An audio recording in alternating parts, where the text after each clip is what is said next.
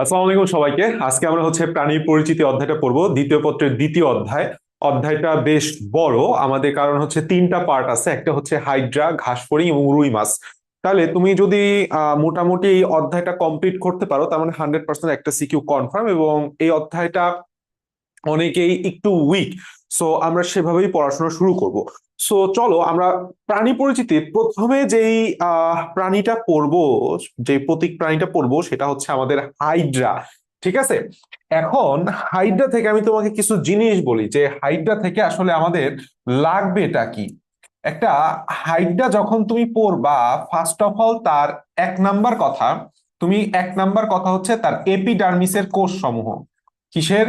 এপিডার্মিসের কোষ সমূহের যে গঠনটা আছে, এই কোষ সমূহের গঠনের চিত্র সহ ব্যাখ্যাটা আমাদের পড়তে হবে। তাহলে তুমিও সুন্দর মতো বই থেকে এটা পড়বা, আমিও ক্লাসে পড়াই দিব। এপিডার্মিসের কোষ সমূহের পরে একটা আদর্শ নিডোসাইট, একটা আদর্শ নিডোসাইটের গঠন। কিসের গঠন? আদর্শ নিডোসাইটের, নিডোসাইটের গঠন। এবং এই নেডোসাইটের নেমাটোসিস্ট, নেমাটোসিস্টের বা নেমাটোসিস্ট যে থলিটা আছে, নেমাটোসিস্ট, নেমাটোসিস্ট থলির কি করতে হবে? থলির যেই সূত্রক, সেই সূত্রক নিক্ষেপ করতে হবে। সেই সূত্র কি করতে হবে? নিক্ষেপ করতে হবে। এই নিক্ষেপ কৌশলটাও খুবই গুরুত্বপূর্ণ। এবং এরপরে আমাদের হাইড্রার, হাইড্রার চলনটা পড়তে হবে। হাইড্রার চলন পড়তে হবে, হাইড্রার খাদ্য গ্রহণ পড়তে হবে, এবং হাইড্রার যেই মিথজীবিতা আছে সেই মিথজীবিতা পড়তে হবে। ঠিক আছে। মিথজীবিতা পড়তে হবে। মিথজীবিতা প্রায় সাধারণত প্রত্যেকটা কোশ্চেনেই দিয়ে থাকে। তাহলে এই যে টোটাল তিন তিন ছয়টা টপিক অবশ্যই অবশ্যই আমাদের করতে হবে, এবং ইটস অল অ্যাবাউট আমাদের সেই আগের মতোই সিকিউ সাজেশন। এর বাইরে আর কোনো সিকিউ তোমাকে হাইড্রা থেকে দিবে না। এর বাইরে যাবতীয় যা আছে আমি তোমাকে বই থেকেই দাগায় দাগায় এমসিকিউ এবং বেসিক জিনিসটাই পড়াবো। So let's go. প্রথমেই আমাদের দেখবা যে হাইড্রার বিষয়ে একটা গুরুত্বপূর্ণ কথা আছে, সেটা এই যে হাইড্রা, সেই হাইড্রার দুইটা কথা। এক নাম্বার, হাইড্রার আবিষ্কার বা পুনরুৎপত্তি ক্ষমতা প্রকাশ করেন সে আব্রাহাম টেমলে। এই কথাটা খুবই গুরুত্বপূর্ণ। হাইড্রাটা এমসিকিউর জন্য খুবই খুবই গুরুত্বপূর্ণ, যে যদি তোমাকে হাইড্রার আবিষ্কারক বলা হয় অথবা হাইড্রার পুনরুৎপত্তি ক্ষমতার আবিষ্কারক বলা হয়, উত্তর আব্রাহাম টেমলে। আর হাইড্রার নামকরণ, দেখো নামকরণের সাথে একজন বিজ্ঞানী জড়িত থাকে সবসময়, সেটা ক্যারোলাস লিনিয়াস। এই যে এই জন্য টেমলেকে হাইড্রা আবিষ্কারক বলা হয়, এবং ক্যারোলাস লিনিয়াস নামকরণ করে হাইড্রা। এখন আমরা জানি হাইড্রা দ্বিস্তরী প্রাণী, আমরা প্রথম অধ্যায়ে পড়ে আসছি। দ্বিস্তরী দুইটা পর্ব আছে, একটা নিডারিয়া আর একটা নাম টিনোফোরা। এই দুইটা কথা আমাদের জানতে হবে। হাইড্রার নিচে কিছু কথা আছে, হারকিউলেস, তারপরে বিভিন্ন ধরনের ড্রাগন নিয়ে, এসব কথা আমাদের পড়ে লাভ নাই। চলে আসো হাইড্রার বিভিন্ন প্রজাতি। অ্যাকচুয়ালি এখান থেকে যেটা তোমার লাগবে সেটা একটা কথা, বর্তমানে পৃথিবীতে হাইড্রার প্রজাতির সংখ্যা 40টা। আর এই যে বর্ণহীন হাইড্রা, সবুজ হাইড্রা, বাদামি হাইড্রার বৈজ্ঞানিক নাম, এইটা এমসিকিউ তে কখনো কখনো দেয়। বেশি ইম্পর্টেন্ট না, পারলে মুখস্থ করেও, মুখস্থ করতে পারলে ভালো। নিচের দিকে চলে আসো, এইখানে একটা গুরুত্বপূর্ণ কথা আছে, সেটা হাইড্রার এইটুক লাগবে না। এই পাশে হাইড্রার বাহ্যিক বৈশিষ্ট্য থেকে একটা এমসিকিউ দেয়। হাইড্রা কি সিমেট্রিক? আমরা সবাই পড়ে আসছি অরীয় প্রতিসম প্রাণী। অরীয় প্রতিসম কি আছে? হাইজেসি, অর্থাৎ হাইড্রা আছে, জেলিফিশ আছে, জেলিফিশ আছে, আর একটা কি সি অ্যামিনম আছে, তাই না? সি অ্যানিমন আছে, ভালো কথা, মিনম আছে। আচ্ছা, তাহলে এই যে সি অ্যামিনম, জেলিফিশ এবং হাইড্রা, এই তিনটা বললাম এমসিকিউ এর জন্য 3 স্টার কোশ্চেন। প্রতি বছরই এই প্রতিসাম্যতা থেকে একটা না একটা এমসিকিউ তোমাকে দিবেই। আচ্ছা, ভালো কথা, এখান থেকে আর সেরকম কিছু পড়ার নাই। আমরা হাইড্রার বহি গঠনে চলে আসি। বারবার বলতেছি, এইটা যেহেতু আমাদের এমসিকিউ, এমসিকিউ এর জন্য আমি তোমাকে বই দেখায় পড়ছি, যখন বোঝানোর বিষয় আমি তোমাকে স্লাইডে নিয়ে যাবো, সমস্যা নাই। হাইড্রার তিনটা পার্ট থাকে। তুমি তুমি যদি ছবিটা দেখো, একটা হাইড্রার এই পার্টটাকে বলা হয় মুখছিদ্র। মুখছিদ্রের এই যে অঞ্চলটা, এটাকে বলা হয় হাইপোস্ট্রম। হাইপোস্ট্রম থেকে নিচ পর্যন্ত যে অঞ্চলটা, এই অঞ্চলটাকে বলা হয় দেহকাণ্ড। আর নিচের দিকে একটা লেয়ার থাকে, এটাকে বলা হয় পাদচাকতি। তাহলে আমরা বুঝলাম হাইড্রার দেহে তিনটা অংশ, একটা হাইপোস্ট্রম, একটা দেহকাণ্ড, আর একটা পাদচাকতি। এর মধ্যে আবার কিছু জিনিস আছে, যেরকম যেরকম এই জায়গাটা খুবই গুরুত্বপূর্ণ, যে হাইড্রার মুখছিদ্র অবস্থিত কোথায়? উত্তর হচ্ছে হাইপোস্টোম। এমসিকিউ। 2 নাম্বার, হাইড্রার দেহকাণ্ডের অংশ নয় কোনটি? এটা গুরুত্বপূর্ণ এমসিকিউ। কি কি আছে দেখো, দেহকাণ্ডে কর্ষিকা পাবো, মুকুল পাবো, আর হচ্ছে জননাঙ্গ পাবো। ঠিক আছে, মুকুল, জননাঙ্গ, আর কি, আর একটা হচ্ছে কর্ষিকা। কিন্তু কোনটা পাবো না? মুখছিদ্র পাবো না। এখন কর্ষিকার সংখ্যা কয়টা? 6 থেকে 10টা। এটা এমসিকিউ তে এসে গেছে, 6 থেকে 10টা। এখন দেখো, এই যে তুমি কর্ষিকাটা দেখতে পাচ্ছ, কিছু কিছু জায়গায় ফোড়ার মতো একটু উঁচু উঁচু মনে হচ্ছে না? যেরকম এই যে একটা জায়গা উঁচু, এই যে একটা জায়গা উঁচু, এরকম অসংখ্য উঁচু উঁচু জায়গা আছে না? এইগুলাকে বলা হয় নেমাটোসিস্ট ব্যাটারি। দেখো, কর্ষিকার বহিঃপ্রাচীরে অসংখ্য ছোট টিউবারের মতো নেমাটোসিস্ট ব্যাটারি থাকে। আসলে কি জিনিস নেমাটোসিস্ট ব্যাটারি? কি জিনিস? অনেকগুলা নেমাটোস নিডোসাইট একত্রে মিলিত হয়, অনেকগুলা নিডোসাইট একত্রে মিলিত হয়ে একটা ছোট্ট গুটির মতো অঞ্চল সৃষ্টি করে। এটার নামই হচ্ছে নেমাটোসিস ব্যাটারি, যার মধ্যে অনেকগুলা নেমাটোসিস থাকে। সহজ কথা, আর কিছু লাগবে না। এখন দেখো, মুকুল, মুকুল সৃষ্টি হয় কোন কোন কালে? উত্তর হচ্ছে গ্রীষ্মকালে। 3 স্টার কোশ্চেন। মুকুল সৃষ্টি হয় কোন কালে? গ্রীষ্মকালে। এবং নিচের দিকে খেয়াল করো, জননাঙ্গ সৃষ্টি হয় কোন কালে? এটা বললাম অনুসরণী কোশ্চেন, তার মানে এটা অবশ্যই বোর্ড স্ট্যান্ডার্ড কোশ্চেন, যে জননাঙ্গ সৃষ্টি হয় হেমন্ত এবং শীতকালে। দেখবা যে হেমন্ত শীতকালে বিয়ে ঠিক একটু বেশি খাও। আচ্ছা, এখান থেকে আর কিচ্ছু লাগবে না। পাদচাকতির থেকে 2টা ইম্পর্টেন্ট এমসিকিউ আছে। 1 নাম্বার, কোন হাইড্রার কোন অংশ বুদবুদ সৃষ্টি করতে, ভাসতে সাহায্য করে? এমসিকিউ বলতেছি। উত্তর হচ্ছে পাদচাকতি। এই চাকতি বুদবুদ বা বাবল সৃষ্টি করে প্রাণীকে ভাসিয়ে রাখতে সাহায্য করে। এছাড়া তারা গ্লাইডিং চলনেও সাহায্য করে। বাস, কাহিনী শেষ। এখন এই জায়গাটাকে একটা গুরুত্বপূর্ণ কথা আছে, সেটা হচ্ছে দ্বিস্তরী বা ডিপ্লোব্লাস্টিক প্রাণী। এখান থেকে একটা ক্ষয়ের কোশ্চেন দেয়, হাইড্রাকে ডিপ্লোব্লাস্টিক বা দ্বিস্তরী প্রাণী কেন বলা হয়? উত্তর সহজ কথা, আমরা দ্বিস্তরী প্রাণী জিনিস পড়ে আসছি। সো এইখান থেকে এই পর্যন্ত লিখলেই হলো। এখানে একটা কথা আছে, একটা কয়ের কোশ্চেন এবং এমসিকিউ তে দেয়, মেসোগ্লিয়া কাকে বলে? হাইড্রার যে 2টা স্তর, একটা বাইরের এপিডার্মিস আর ভেতরের স্তর, এন্ডো বা গ্যাস্ট্রোডার্মিসের মাঝখানে অকোষীয় জেলির মতো একটা স্তর থাকে। কি বলছি? অকোষীয় জেলির মতো একটা স্তর থাকে, এইটাকেই বলা হয় মেসোগ্লিয়া। এই 2 স্তরের মাঝখানে মেসোগ্লিয়া নামক অকোষীয় ও জেলির মতো একটি স্তর থাকে। হাইড্রা ডিপ্লোপ্লাস্টিক প্রাণী একটা আদর্শ উদাহরণ। সবকিছুই জানি, এখান থেকে আর সেরকম কিছু লাগবে না। হাইড্রার অন্তর্গঠন, হাইড্রার অন্তর্গঠনে আমরা একটু ছবিটা দেখব। তুমি দেখতেই পাচ্ছ, এটা হচ্ছে হাইড্রাকে লম্বচ্ছেদ করা হয়েছে, আর এটাকে হাইড্রাকে প্রস্থচ্ছেদ করা হয়েছে। তো এইটা যে বাইরের যে কোষের স্তরটা দেখতে পাচ্ছ, এটাই হচ্ছে আমাদের সেই এপিডার্মিস আর বা এপিডার্ম, আর ভেতরের স্তরটাই হচ্ছে গ্যাস্ট্রোডার্ম। এখন গ্যাস্ট্রোডার্মের মাঝখানে একটা গহ্বর আছে, এটার নাম হচ্ছে সিলেইন্টেরন। আমরা সবাই জানি, খুবই খুবই গুরুত্বপূর্ণ, আমি তোমাকে এটা পড়াবো, সমস্যা নাই। সো উপরের দিক থেকে আমরা এটা মোটামুটি পড়ে আসছি। আর 2 স্তরের মাঝখানে একটা নীল কালার একটা স্তর দেখতে পাচ্ছ, এটাই তো মেসোগ্লিয়া। আমি বারবার বলতেছি মেসোগ্লিয়া, বললাম কতে খুবই গুরুত্বপূর্ণ। কি বলছি? হাইড্রার বা দ্বিস্তরী প্রাণীর এপিডার্মিস আর গ্যাস্ট্রোডার্মিসের মাঝখানে অকোষীয় জেলির মতো স্তরকে মেসোগ্লিয়া বলা হয়। আচ্ছা, এখন সবচেয়ে গুরুত্বপূর্ণ, এই যে ছকটা থেকে একটা এমসিকিউ আসবে এবং এই ছক থেকে আমাদের সিকিউ আসবে। সেটা হচ্ছে 1 নাম্বার, আমি আগে এমসিকিউটা পড়াই। সেটা হচ্ছে নিচের কোনটি হাইড্রার এপিডার্মিসের কোষ নয়? হাইড্রার কি বলছি? এপিডার্মিসের কোষ নয়। এইটা হচ্ছে আমার এপিডার্মিস। এটা কি? এপিডার্মিসের কোষ সমূহ। আর এই নিচেরটা হচ্ছে আমাদের গ্যাস্ট্রোডার্মিসের কোষ সমূহ। ভেতরের লেয়ার গ্যাস্ট্রোডার্মিসের কোষ সমূহ, আর মাঝখানের যেই পার্টটা পড়ছে, এই অঞ্চলটা হচ্ছে আমাদের মেসোগ্লিয়া। তো এখন এই এপিডার্মিসের কোষ সমূহ আমি একটা ছন্দের মাধ্যমে মুখস্থ করি, তুমিও মনে রাখবা। দেখো, ইস, জনি পেশির গরম দেখায়। খেয়াল করো, ইতে হচ্ছে ইন্টারস্টিশিয়াল কোষ। তালব্য স মানে ইস, তালব্য স থেকে তুমি দন্তস্ব চিন্তা করো। ইস, সংবেদী কোষ, স্নায়ু কোষ। জতে হচ্ছে জনন কোষ, নিতে হচ্ছে নিউরোসাইট কোষ। পেশির অর্থাৎ পেশি আবরণী কোষ, গরম গ্রন্থি কোষ। বাস, 7টা কোষ হয়ে গেছে।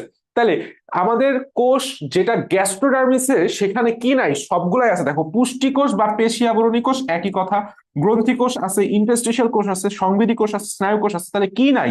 জনি নাই, জনি ভাই নাই। জনন কোষ আর নিডোসাইট কোষ, এই 2টা কোষ গ্যাস্ট্রোডার্মিসে নাই। এই কথাটা খুবই গুরুত্বপূর্ণ, আমি বারবার বলতেছি। এখান থেকে একটা এমসিকিউ হবেই, নিচের কোনটি গ্যাস্ট্রোডার্মিসের কোষ নয়। ঠিক আছে, বুঝা গেছে? ওকে, এখন আসো আমাদের এই যে ছবিটা, এপিডার্মিস এর বা ত্বক বহিত্বকের যেই কোষ সমূহ, এইটা আমাদের সিকিউ এর জন্য খুবই খুবই গুরুত্বপূর্ণ। লেটস গো, আমরা এই জিনিসটা প্র্যাকটিস করব। কাহিনী হচ্ছে আহ প্রত্যেকটা কোষই আসলে কোষ স্তরই একটা কিসে থাকে জানো, একটা ভিত্তি ঝিল্লির উপর প্রতিষ্ঠিত থাকে, মানে ভিত্তি ঝিল্লির উপর গঠিত হয়।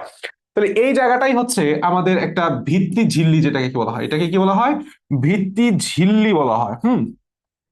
বা ব্যাসাল মেমব্রেন যেটাকে বলা হয়, ভিত্তি ঝিল্লি। তো এই ভিত্তি ঝিল্লির উপর কিছু কলসি আকৃতির কলস, দেখছো না কলস, আমাদের যে আগে ব্যবহার করতো মাজায় নিয়ে, সেই উল্টানো কলস আকৃতির কিছু কোষ এইখানে তুমি দেখতে পাবা। দেখো তো আমি কিভাবে আঁকতেছি, ঠিক তোমরাও একইভাবে আঁকবা। কথা বোঝা গেছে?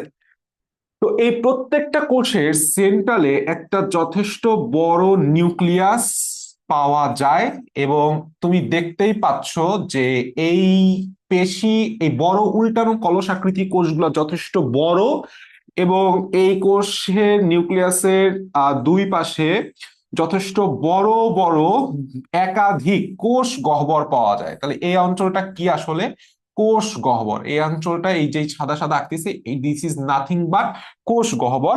এবং এই কোষগুলার নিচের দিকে কিছু তন্তু আমাদের ব্যাসাল মেমব্রেন বরাবর বিন্যস্ত থাকে। ঠিক আছে, কোষের ভেতরেই কিছু প্রোটিন নির্মিত তন্তু আমাদের ব্যাসাল মেমব্রেন বরাবর নিচের দিকে বিন্যস্ত থাকে। শুধু তাই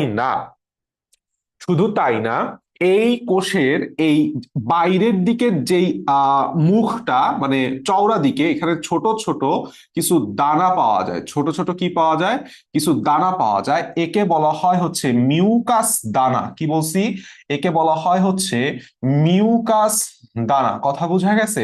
সো এই মিউকাস, যেই ভেসিকল বলো বা দানা বলো, এই দানার কারণে বাইরের দিকে একটা লেয়ার তৈরি হয় মিউকাস থেকে। আস্তে আস্তে এই কোষগুলা, মিউকাস দানা তো ভেতরে থাকে, আর এই কোষগুলা বাইরের দিকে একটা পদার্থ ক্ষরণ করে, যে পদার্থটার নাম হচ্ছে কিউটিকল, বা কিউটিন বলো বা কিউটিকলই বলো, প্রাণীদেহে কিউটিকল বলাটাই শ্রেয়। তাহলে বাইরের দিকে যে লেয়ারটা, এটা হচ্ছে কিউটিকলের লেয়ার। তাহলে আমি একটু মার্কিং করি যে এই যে লেয়ারটা আমি আঁকলাম, এটা হচ্ছে আমাদের কিউটিকল। এটা কি আমাদের কিউটিকল। এটা হচ্ছে আমাদের মিউকাস দানা। এটা হচ্ছে আমাদের কি দানা, মিউকাস দানা। এই পার্টটা হচ্ছে আমাদের নিউক্লিয়াস। এই পার্টটা হচ্ছে আমাদের নিউক্লিয়াস। এবং এইটা হচ্ছে কোষ গহ্বর, যথেষ্ট বড় কোষ গহ্বর। আর নিচের দিকে আছে হচ্ছে পেশি তন্তু। পেশি তন্তু, খেয়াল করো তাহলে, এই কোষগুলা একটা আবরণ দিচ্ছে না, ফাইডার বহিতক একটা আবরণের মতো কাজ করতেছে। একই সাথে এই পেশিতন্তুগুলা যখন সংকুচিত হবে, কোষগুলাও সংকুচিত হয়ে যাবে। তুমি পেশিতন্তু সংকোচন করা একটা স্প্রিং এর মতো, আর কিছু না। একটা স্প্রিং যেরকম টান দিলে নিচের দিকে চলে আসবে, এই কোষগুলাকেও টান দিলে নিচের দিকে চলে আসবে, এদিক বাঁকবে ওদিক বাঁকবে। অর্থাৎ এরা সংকোচন প্রসারণের সাথেও জড়িত, যেটা আমাদের অ্যাজ ফার অ্যাজ পেশি করে থাকে। এই জন্যই এই কোষটাকে বলা হয়ে থাকে হচ্ছে পেশি আবরণী কোষ। কি বলা হয়, পেশি আবরণী কোষ, যেটা হাইড্রার বহিতকের সমস্ত অঞ্চল ব্যাপী বিন্যস্ত থাকে। একই সাথে সে একটা আবরণ দিচ্ছে, একই সাথে সে একটা পেশির মতো সংকোচন প্রসারণের সাথেও জড়িত হয়ে হাইড্রার চলনে অংশগ্রহণ করতেছে। যে একটা কোষের একটা নির্দিষ্ট সেন্টারের দিকে নিউক্লিয়াস, বড় একাধিক কোষ গহ্বর, মিউকাস দানা, এবং নিচের দিকে ব্যাসাল মেমব্রেন বা ভিত্তি ঝিল্লির দিকে পেশিতন্তু রয়েছে। এই কথাটাই তুমি যদি লিখে দিয়ে আসতে পারো, এটাই বললাম, তুমি ব্যাখ্যা লিখবা। আমাদের এই ছবিটা আঁকতে হবে আর ব্যাখ্যাটা লিখতে হবে। এখন খেয়াল করো, আমরা তো আঁকলাম, এখন এই যে দুইটা পেশি আবরণী কোষের মাঝখানে কিছু ফাঁকা জায়গা আছে। এই ফাঁকা জায়গায় দেখবা যে বেশ কিছু গোল গোল গোল গোল সেল বিন্যস্ত থাকে। কিছু গোল গোল সেল বিন্যস্ত থাকে। এই গোল যেই সেলগুলা, ছোট ছোট গোলাকার সেলগুলা, এই গোলাকার সেলগুলাকে বলা হয়ে থাকে হচ্ছে ইন্টার স্টিশিয়াল কোষ। কি বলা হয়, ইন্টার স্টিশিয়াল, স্টিশিয়াল কোষ। বা সহজ কথা, এটা আরেকটা নাম আছে টটি পোটেন্ট সেল। কি নাম, টটি পোটেন্ট কোষ। কারণ কি জানো, কারণ হচ্ছে ইন্টারস্টেশিয়াল কোষকে সৃষ্টিকর্তা এমন একটা ক্ষমতা দিছেন যে সে চাইলে যে কোনো কোষেই পরিণত হইতে পারে, হাইড্রার যে কোনো কোষ পরিণত হতে পারে। কে? ইন্টারস্টেশিয়াল কোষ। খুবই খুবই গুরুত্বপূর্ণ একটা কোষ, এটা এমসিকিউতেও আসে। ইন্টারস্টেশিয়াল কোষ কি? যে কোনো কোষে রূপান্তরিত হতে পারে। তা আমি একটু লিখে দেই, যে কোনো কোষ, যে কোনো কোষ এ রূপান্তরিত হতে পারে। ভালো কথা, রূপান্তরিত হতে পারে। আচ্ছা, এখন তুমি একটা জিনিস চিন্তা করো। এখন তো আমরা জানি যে আমাদের যে এপিডার্মিস, আমাদের যে এপিডার্মিস আমি পড়তেছি, এই এপিডার্মিসের কয়টা কোষ? টোটাল হচ্ছে 7 সেল, 7টা সেল। তাহলে 7টা সেল কি কি আছে? আমরা সবাই জানি, ইস জনি পেশির গরম দেখায়। তাহলে এখন আমরা পেশি পড়ছি, ইন্টারস্টিশিয়াল কোষ পড়ছি। এখন এর মধ্যে একটা কোষ আছে যেটা আমরা সবাই জানি, যেটা আমাদের হাইড্রার অন্যতম একটা কি বলবো সিগনেচার সেল, অর্থাৎ বৈশিষ্ট্য নির্ণায়ক সেল। একটা কি সেল? বৈশিষ্ট্য, সরি এটা জিনিসটা আকার ঠিক হলো না, একটা বৈশিষ্ট্য নির্ণায়ক সেল। আচ্ছা দাঁড়াও, আমি এই জিনিসটা একটু মুছে দেই। হ্যাঁ, এখন ঠিক আছে মোটামুটি। ওকে,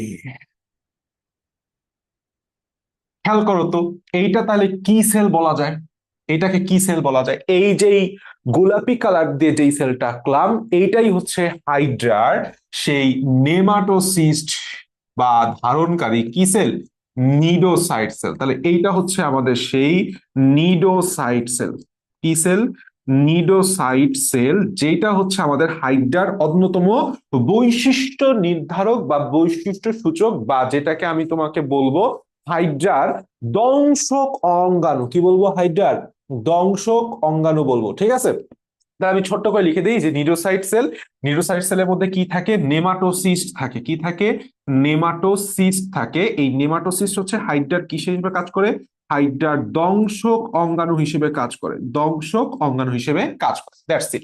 এবং তুমি মনে রাখো যে এইখানেও বললাম তুমি ছোট ছোট ক্ষুদ্র ক্ষুদ্র ইন্টারস্টিশিয়াল সেল পাবা। কারণ কি জানো? এই ইন্টারস্টিশিয়াল সেলগুলাই আসলে নিউক্লিওসাইটে পরিণত হয়ে গেছে। ভালো কথা। এখন আর এক টাইপের সেল আছে, এই সেলটা হচ্ছে সূক্ষ্ম একটা রোম থাকে, সূক্ষ্ম চিকন একটা বডি থাকে, এবং নিচের দিকে আর একটা রোম থাকে। ঠিক আছে, এবং এই নিচের দিকের রোম গুলা আর উপরের দিকের রোম গুলা মিলিত হয়ে যে লম্বা কোষটা গঠন করছে, এই কোষটার নাম হচ্ছে সংবেদী কোষ। সংবেদী কি কোষ? তাহলে সংবেদী কোষ 100% কি গ্রহণ করবে? সংবাদ গ্রহণ করবে পরিবেশ থেকে, বিভিন্ন উদ্দীপনা। এই কথাগুলোই তোমার বললাম পরীক্ষায় লিখতে হবে। উদ্দীপনাগুলা আমার সংবেদী গ্রহণ করে বাইরে থেকে কোথায় নিয়ে যাবে? ভেতরে নিবে। এখন ভেতরে সংবেদী কোষ কাকে দিবে? 100% স্নায়ু কোষকে। তাহলে চলো আমরা এখন একটু স্নায়ু কোষটা আঁকি। সেটা হচ্ছে এই যে হাইড্রার ভিত্তি ঝিল্লির নিচে মেসোগ্লিয়া ঘেঁষে, ধরো এইটা হচ্ছে আমাদের মেসোগ্লিয়া, এই মেসোগ্লিয়া ঘেঁষে কিছু কোষ এরকম অবস্থান করতে থাকে, কিছু কোষ এরকম ভাবে অবস্থান করতে থাকে, কিছু সূক্ষ্ম সূক্ষ্ম জালকও তৈরি করে, তারা হচ্ছে স্নায়ু জালক তৈরি করে। তাহলে এই যে কোষগুলা, এই কোষগুলাই হচ্ছে আমাদের স্নায়ু কোষ। কি কোষ? স্নায়ু কোষ। এই স্নায়ু কোষের সাথে এই সংবেদী কোষের যে রোমটা অ্যাটাচ হয়ে আলটিমেটলি বিভিন্ন উদ্দীপনা এই রোম থেকে ফার্স্টে কোষে প্রবেশ করে, রোম হয়ে স্নায়ু কোষে প্রবেশ করে, এবং তারপরে সে আস্তে আস্তে উদ্দীপনা দেয়। তার মানে আমরা এখানে এপিডার্মিসের পেশি আবরণী কোষ পড়ে ফেলছি, আমরা পেশি আবরণী কোষ পড়ে ফেলছি, আমরা ইন্টারস্টিশিয়াল কোষ পড়ে ফেলছি, আমরা নিউরোসাইট কোষ পড়ে ফেলছি, আমরা স্নায়ু কোষ পড়ছি, সংবেদী কোষও পড়ছি। তাহলে আমরা দুইটা কোষ পড়ি না, একটা হচ্ছে জনন কোষ, জনন কোষ আর গ্রন্থি কোষ। তো এই জনন কোষ এবং গ্রন্থি কোষ তুমি এই আমাদের চিত্রের মধ্যে দেখানোর কোনো দরকার নাই, তুমি লেখার সময় জাস্ট লিখে দিবা জনন কোষগুলো আস্তে আস্তে বিভাজিত হয়ে কি তৈরি করে, গ্যামেট তৈরি করে, আর গ্রন্থি কোষ কি তৈরি করে, বিভিন্ন ধরনের ক্ষরণের সাথে জড়িত থাকে। এনাফ এনাফ, তাহলে এটাই হচ্ছে, তুমি নিচের দিকে যদি লিখে দাও চিত্র হাইড্রার এপিডার্মিসের কোষ সমূহ, এপিডার্মিসের, আমার সাথে বললাম বসে থাকো না, আমি যখন আঁকতেছি এটা দেখে নিজে প্র্যাকটিস করো, এপিডার্মিসের কোষ সমূহ, কেমন, কোষ সমূহ, এই জিনিসটাই অ্যাকচুয়ালি আমাদের এইখানে লেখা হয়েছে, এখান থেকে সেই কথাগুলাই তোমার বলা হয়েছে অ্যাকচুয়ালি, আর কিচ্ছু না। ইন্টারস্টিশিয়াল কোষ কি গঠন করতেছে, আমার গ্রন্থি কোষ টন্থি কোষ, টোটাল জিনিসটা। নিচের দিকে একটা জিনিস আমাদের এমসিকিউ এর জন্য লাগবে, এমসিকিউ এর জন্য লাগবে, সেটা চলে আসো, আমি একটু তোমাকে দেখাই দিচ্ছি যে কোন পার্টটা আসলে লাগবে। দেখো যে গ্রন্থি কোষ যে পার্টটা আছে, গ্রন্থি কোষের কাজের মধ্যে একটা গুরুত্বপূর্ণ কথা আছে, মিউকাস ক্ষরণ করে দেহকে কোনো বস্তুর সঙ্গে লেগে থাকতে সাহায্য করে, বুদবুদ সৃষ্টি করে, আর মুখছিদ্রের গ্রন্থি কোষের ক্ষরণ খাদ্য গলদাকরণে সাহায্য করে। এই জিনিসটা খুবই খুবই গুরুত্বপূর্ণ, এই তিনটা কাজ খুবই গুরুত্বপূর্ণ। নিডোসাইটের একটা গুরুত্বপূর্ণ কথা আছে, সেটা হচ্ছে, এটুক তো তোমাকে আমি সামনেও পড়াবো, এখনো তুমি পড়ে নিবা, আমি পড়াও দিছিও। একটা গুরুত্বপূর্ণ কথা সেটা হচ্ছে এমসিকিউ এর জন্য, এমসিকিউ এর জন্য, সেটা হচ্ছে নিডোসাইট, নিডোসাইট যেই সেলটা, নিডোসাইট সেল সবচেয়ে বেশি থাকে, বেশি থাকে হচ্ছে কর্ষিকায়। কোথায় থাকে, কর্ষিকায় থাকে। আর নিডোসাইট নাই বললেই চলে, নাই একেবারে নাই, অর্থাৎ থাকেই না, সেটা হচ্ছে পাদচাকতিতে বা পদতলে, পাদ চাকতিতে বা পদতলে। এটা এমসিকিউ এর জন্য খুবই খুবই খুবই খুবই গুরুত্বপূর্ণ তথ্য, লিখে নিও। আচ্ছা, আমরা চলে আসবো এখন একটা আদর্শ নিডোসাইটের গঠনে, যেটা আমাদের সিকিউ এর জন্য হাইলি ইম্পর্টেন্ট একটা টপিক। একটা আদর্শ নিডোসাইটের গঠন very much very much very much important. একটা আদর্শ নিডোসাইটের গঠনের 5টা গঠন থাকে, আমরা আগে চিত্র দেখবো, তারপর হচ্ছে ব্যাখ্যাটা পড়বো। So let's go. একটা আদর্শ নিডোসাইটের কয়টা স্ট্রাকচার থাকে আমি বললাম, 5টা স্ট্রাকচার থাকে, ঠিক আছে। তো আমরা যখন একটা নিডোসাইট আঁকবো, তখন আসলে আমি যেভাবে আঁকতেছি তুমিও সেভাবে আঁকো। এরকম একটা গোল মেরে দাও, যদিও একটু ব্যাকা হয়ে গেছে, আমি একটু সোজা করে আঁকি, আমি একটু সোজা করে আঁকি, বাস, কাহিনী শেষ, বেশি রাবার ইউজ করার দরকার নাই। তো দেখো আমি একটা মোটামুটি একটু বেলুন আকৃতির একটা স্ট্রাকচার আঁকছি, এই পাশে এরকম ভাবে একটা স্ট্রাকচার আঁকলাম, এবং নিচের দিকে এরকম একটা স্ট্রাকচার, নিচের দিকে আবার এরকম একটা স্ট্রাকচার আঁকলাম। তো কাহিনী হচ্ছে, আমি যেটা এখন আঁকতেছি অ্যাকচুয়ালি, সেটা হচ্ছে একটা আদর্শ নিডোসাইটের গঠন। তাহলে চিত্র, চিত্র কিসের ফিগার, একটি আদর্শ, আদর্শ নিডোসাইটের, নিডোসাইটের গঠন। তো একটা আদর্শ নিডোসাইটের যে গঠনটায় 100% নিডোসাইট, সাইট মানে কি, সাইট মানে হচ্ছে সেল। তাহলে এই টোটাল যে সেলটা দেখতেছো, এইটাই হচ্ছে আমাদের একটা নিডোসাইট কোষ। কি কোষ, নিডোসাইট কোষ। এই নিডোসাইট কোষের তুমি বুঝতে পারতেছো যে দুইটা মেমব্রেন আছে, মানে এইটা বাইরের দিকের মেমব্রেন, এইটা ভেতরের দিকের মেমব্রেন। যদিও বইতে এভাবে লেখা নাই, তবে আমি তোমাদের বোঝার সুবিধার্থে লিখে দিচ্ছি, এটা হচ্ছে বহি মেমব্রেন। কি মেমব্রেন বলা হয়, বহি মেমব্রেন বা বহি আবরণ। আমি মেমব্রেন না লিখে আবরণ লিখি, বইয়ের ভাষায় লিখি বহি আবরণ। আর একটা হচ্ছে অন্ত আবরণ, আর একটা কি, অন্ত আবরণ। এখন এই বহি আবরণ আর অন্ত আবরণের মাঝখানে যে পার্টটা আছে, এইটাই হচ্ছে আমাদের সেল। এইখানেই তুমি দেখতে পাবা যে একটা সুস্পষ্ট সুন্দর একটা নিউক্লিয়াস আছে, সুস্পষ্ট সুন্দর একটা কি আছে, নিউক্লিয়াস আছে। তাহলে এইটা হচ্ছে সেই নিডোসাইটের নিউক্লিয়াস, নিউক্লিয়াস, ভালো কথা। এবং তাহলে 100% বাকি জায়গাগুলা সাইটোপ্লাজম দ্বারা পূর্ণ থাকবে। একটা কোষের নর্মাল যেই সাইটোপ্লাজমের যাবতীয় যত অঙ্গাণু থাকে, মাইটোকন্ড্রিয়া, রাইবোজোম, গোলগি বডি, সবকিছুই এই নিউরোসাইটের মধ্যে আছে। সাথে একটা বিশেষ উপাদান আছে যেটার নাম হচ্ছে পেশি তন্তু এবং ল্যাসো। কি বলছি, পেশি তন্তু এবং ল্যাসো। এখান থেকে এরকম একটা ল্যাসো বের হয়, কি বের হয়, ল্যাসো বের হয়, অর্থাৎ পেঁচানো সূত্রক আর কিছু না। আর এই কোষটাকে সংকোচন প্রসারণের জন্য, যেহেতু এটাকে সংকোচন প্রসারিত হইতে হয়, এর ভেতরে কিছু প্রোটিন নির্মিত পেশি তন্তু এইভাবে বিন্যস্ত থাকে, এভাবে কিসে থাকে, বিন্যস্ত থাকে, ঠিক আছে। তাহলে এইটা হচ্ছে আমাদের ল্যাসো, এটাকে আমরা কি বলি, ল্যাসো বলি, একটা পেঁচানো স্প্রিং এর মতো একটা সূত্রক। আর এইটাকে আমরা বলি হচ্ছে পেশি তন্তু। তাহলে আমাদের নিডোসাইটের মধ্যে যে ঘটনাগুলি, সেটা শেষ হয়ে গেছে। তাহলে এখন এই আন্তঃমেমব্রেন দ্বারা আবৃত যেই থলিটা, আন্তঃমেমব্রেন দ্বারা আবৃত যেই থলিটা, এই থলিটাকেই বলা হয় হচ্ছে নেমাটোসিস্ট। দেখো জীববিজ্ঞানে বা মেডিকেলে যত সিস্ট আছে, সিস্ট মানে হচ্ছে থলি, সিস্ট মানে কি থলি, ভেসিকল মানেও থলি। তাহলে এইটা যেহেতু নেমাটোসিস্ট, এইটা হচ্ছে থলি, আর টোটালটা কি একটা সেল, সেলের মধ্যে থলিটা অবস্থান করতেছে। তাহলে নেমাটোসিস্টের যে থলিটা আছে, সেই থলির উপর একটা ঢাকনা সদৃশ স্ট্রাকচার আছে। কি আছে? ঢাকনা সদৃশ স্ট্রাকচার আছে, যেটা থলির মুখটাকে ঢেকে রাখে। এইটাকে বলা হয় হচ্ছে অপারকুলাম। কি বলা হয়? অপারকুলাম বলা হয়। এবং অপারকুলামের পাশে দেখবা যে একটা সূক্ষ্ম রোম সদৃশ স্ট্রাকচার আছে। সূক্ষ্ম কি সদৃশ? রোম, রোম কাটা সদৃশ স্ট্রাকচার আছে। এইটাকে বলা হয় হচ্ছে নিডোসিল। কি বলা হয়? নিডোসিল। এইটা অ্যাকচুয়ালি ট্রিগারের মতো কাজ করে। ট্রিগার বুঝো? আমাদের বন্দুকের ট্রিগার আছে না? ট্রিগার চাপ দিলে বন্দুক যেরকম, বন্দুক থেকে গুলি বের হয়, এই নিডোসিলে যখন কোনো কিছু স্পর্শ করে, সাথে সাথে অপারকুলামটা খুলে গিয়ে ভেতরের সূত্রকটা নিক্ষিপ্ত হয়ে যায়। এখন আসো ভেতরের সূত্রকে, যে আমাদের এই অপারকুলামের নিচের দিকে এইভাবে বিন্যস্ত হয়ে একটা স্ট্রাকচার দেখা যায়, যেটাকে বলা হয় হচ্ছে বাট। যেটাকে কি বলা হয়? বাট। এই বাটের মুখ থেকে আলটিমেটলি একটা নালিকা তথা সূত্রক এইভাবে পেঁচানো অবস্থায় থাকে। এইটার নাম হইতেছে নেমাটোসিস্ট সূত্রক। কি সূত্রক?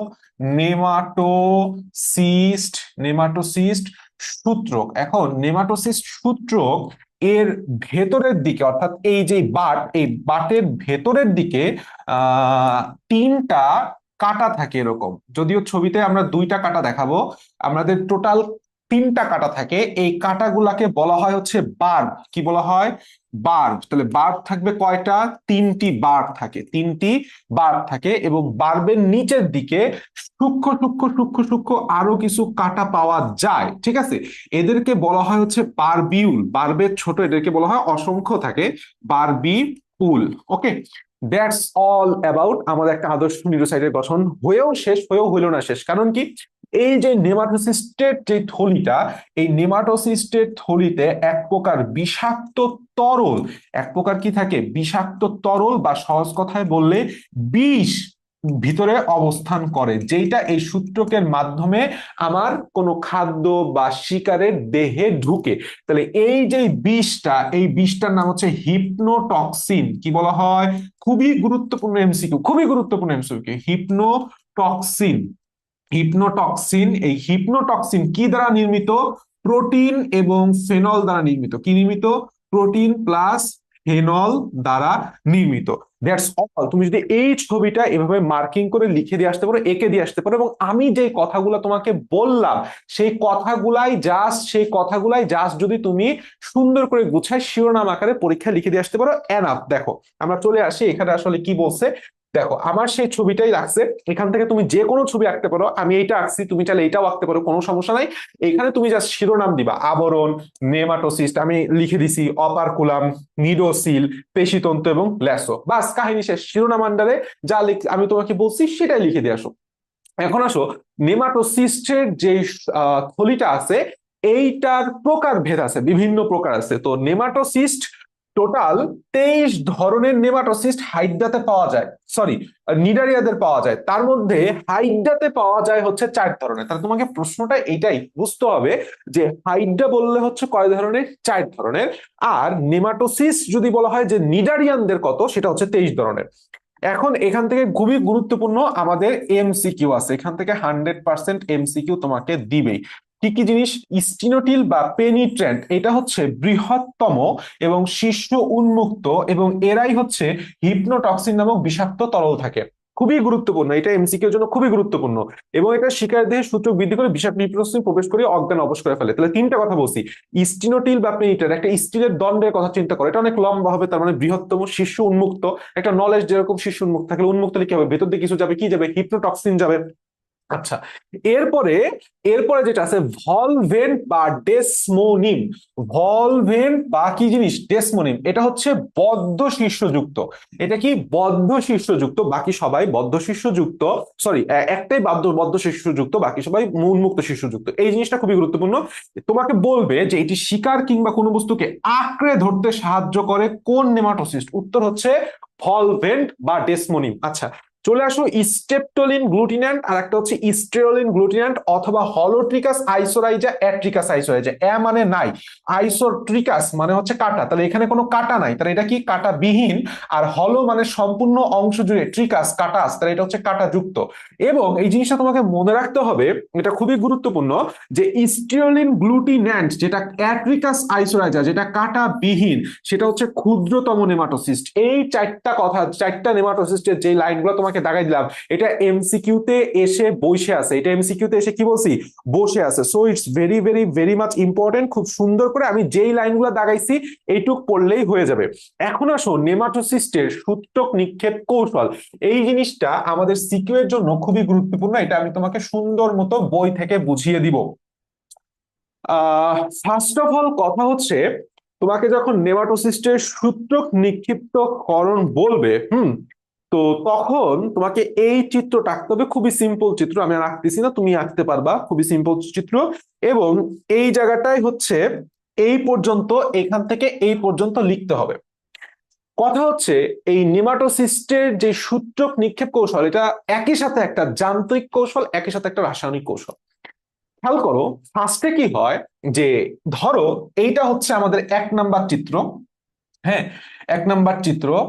তো এই 1 নাম্বার চিত্রের এই পাশে ধরো একটা ছোট্ট নিডোসিল আছে, এবং এইখানে ধরো কোনো একটা শিকার বস্তু আসছে, সাপোজ যে কোনো শিকার, ছোট যাবতীয় যত ক্ষুদ্র ক্ষুদ্র ফাইটোপ্ল্যাঙ্ক, জুওপ্ল্যাঙ্কটন সামথিং এটসেট্রা।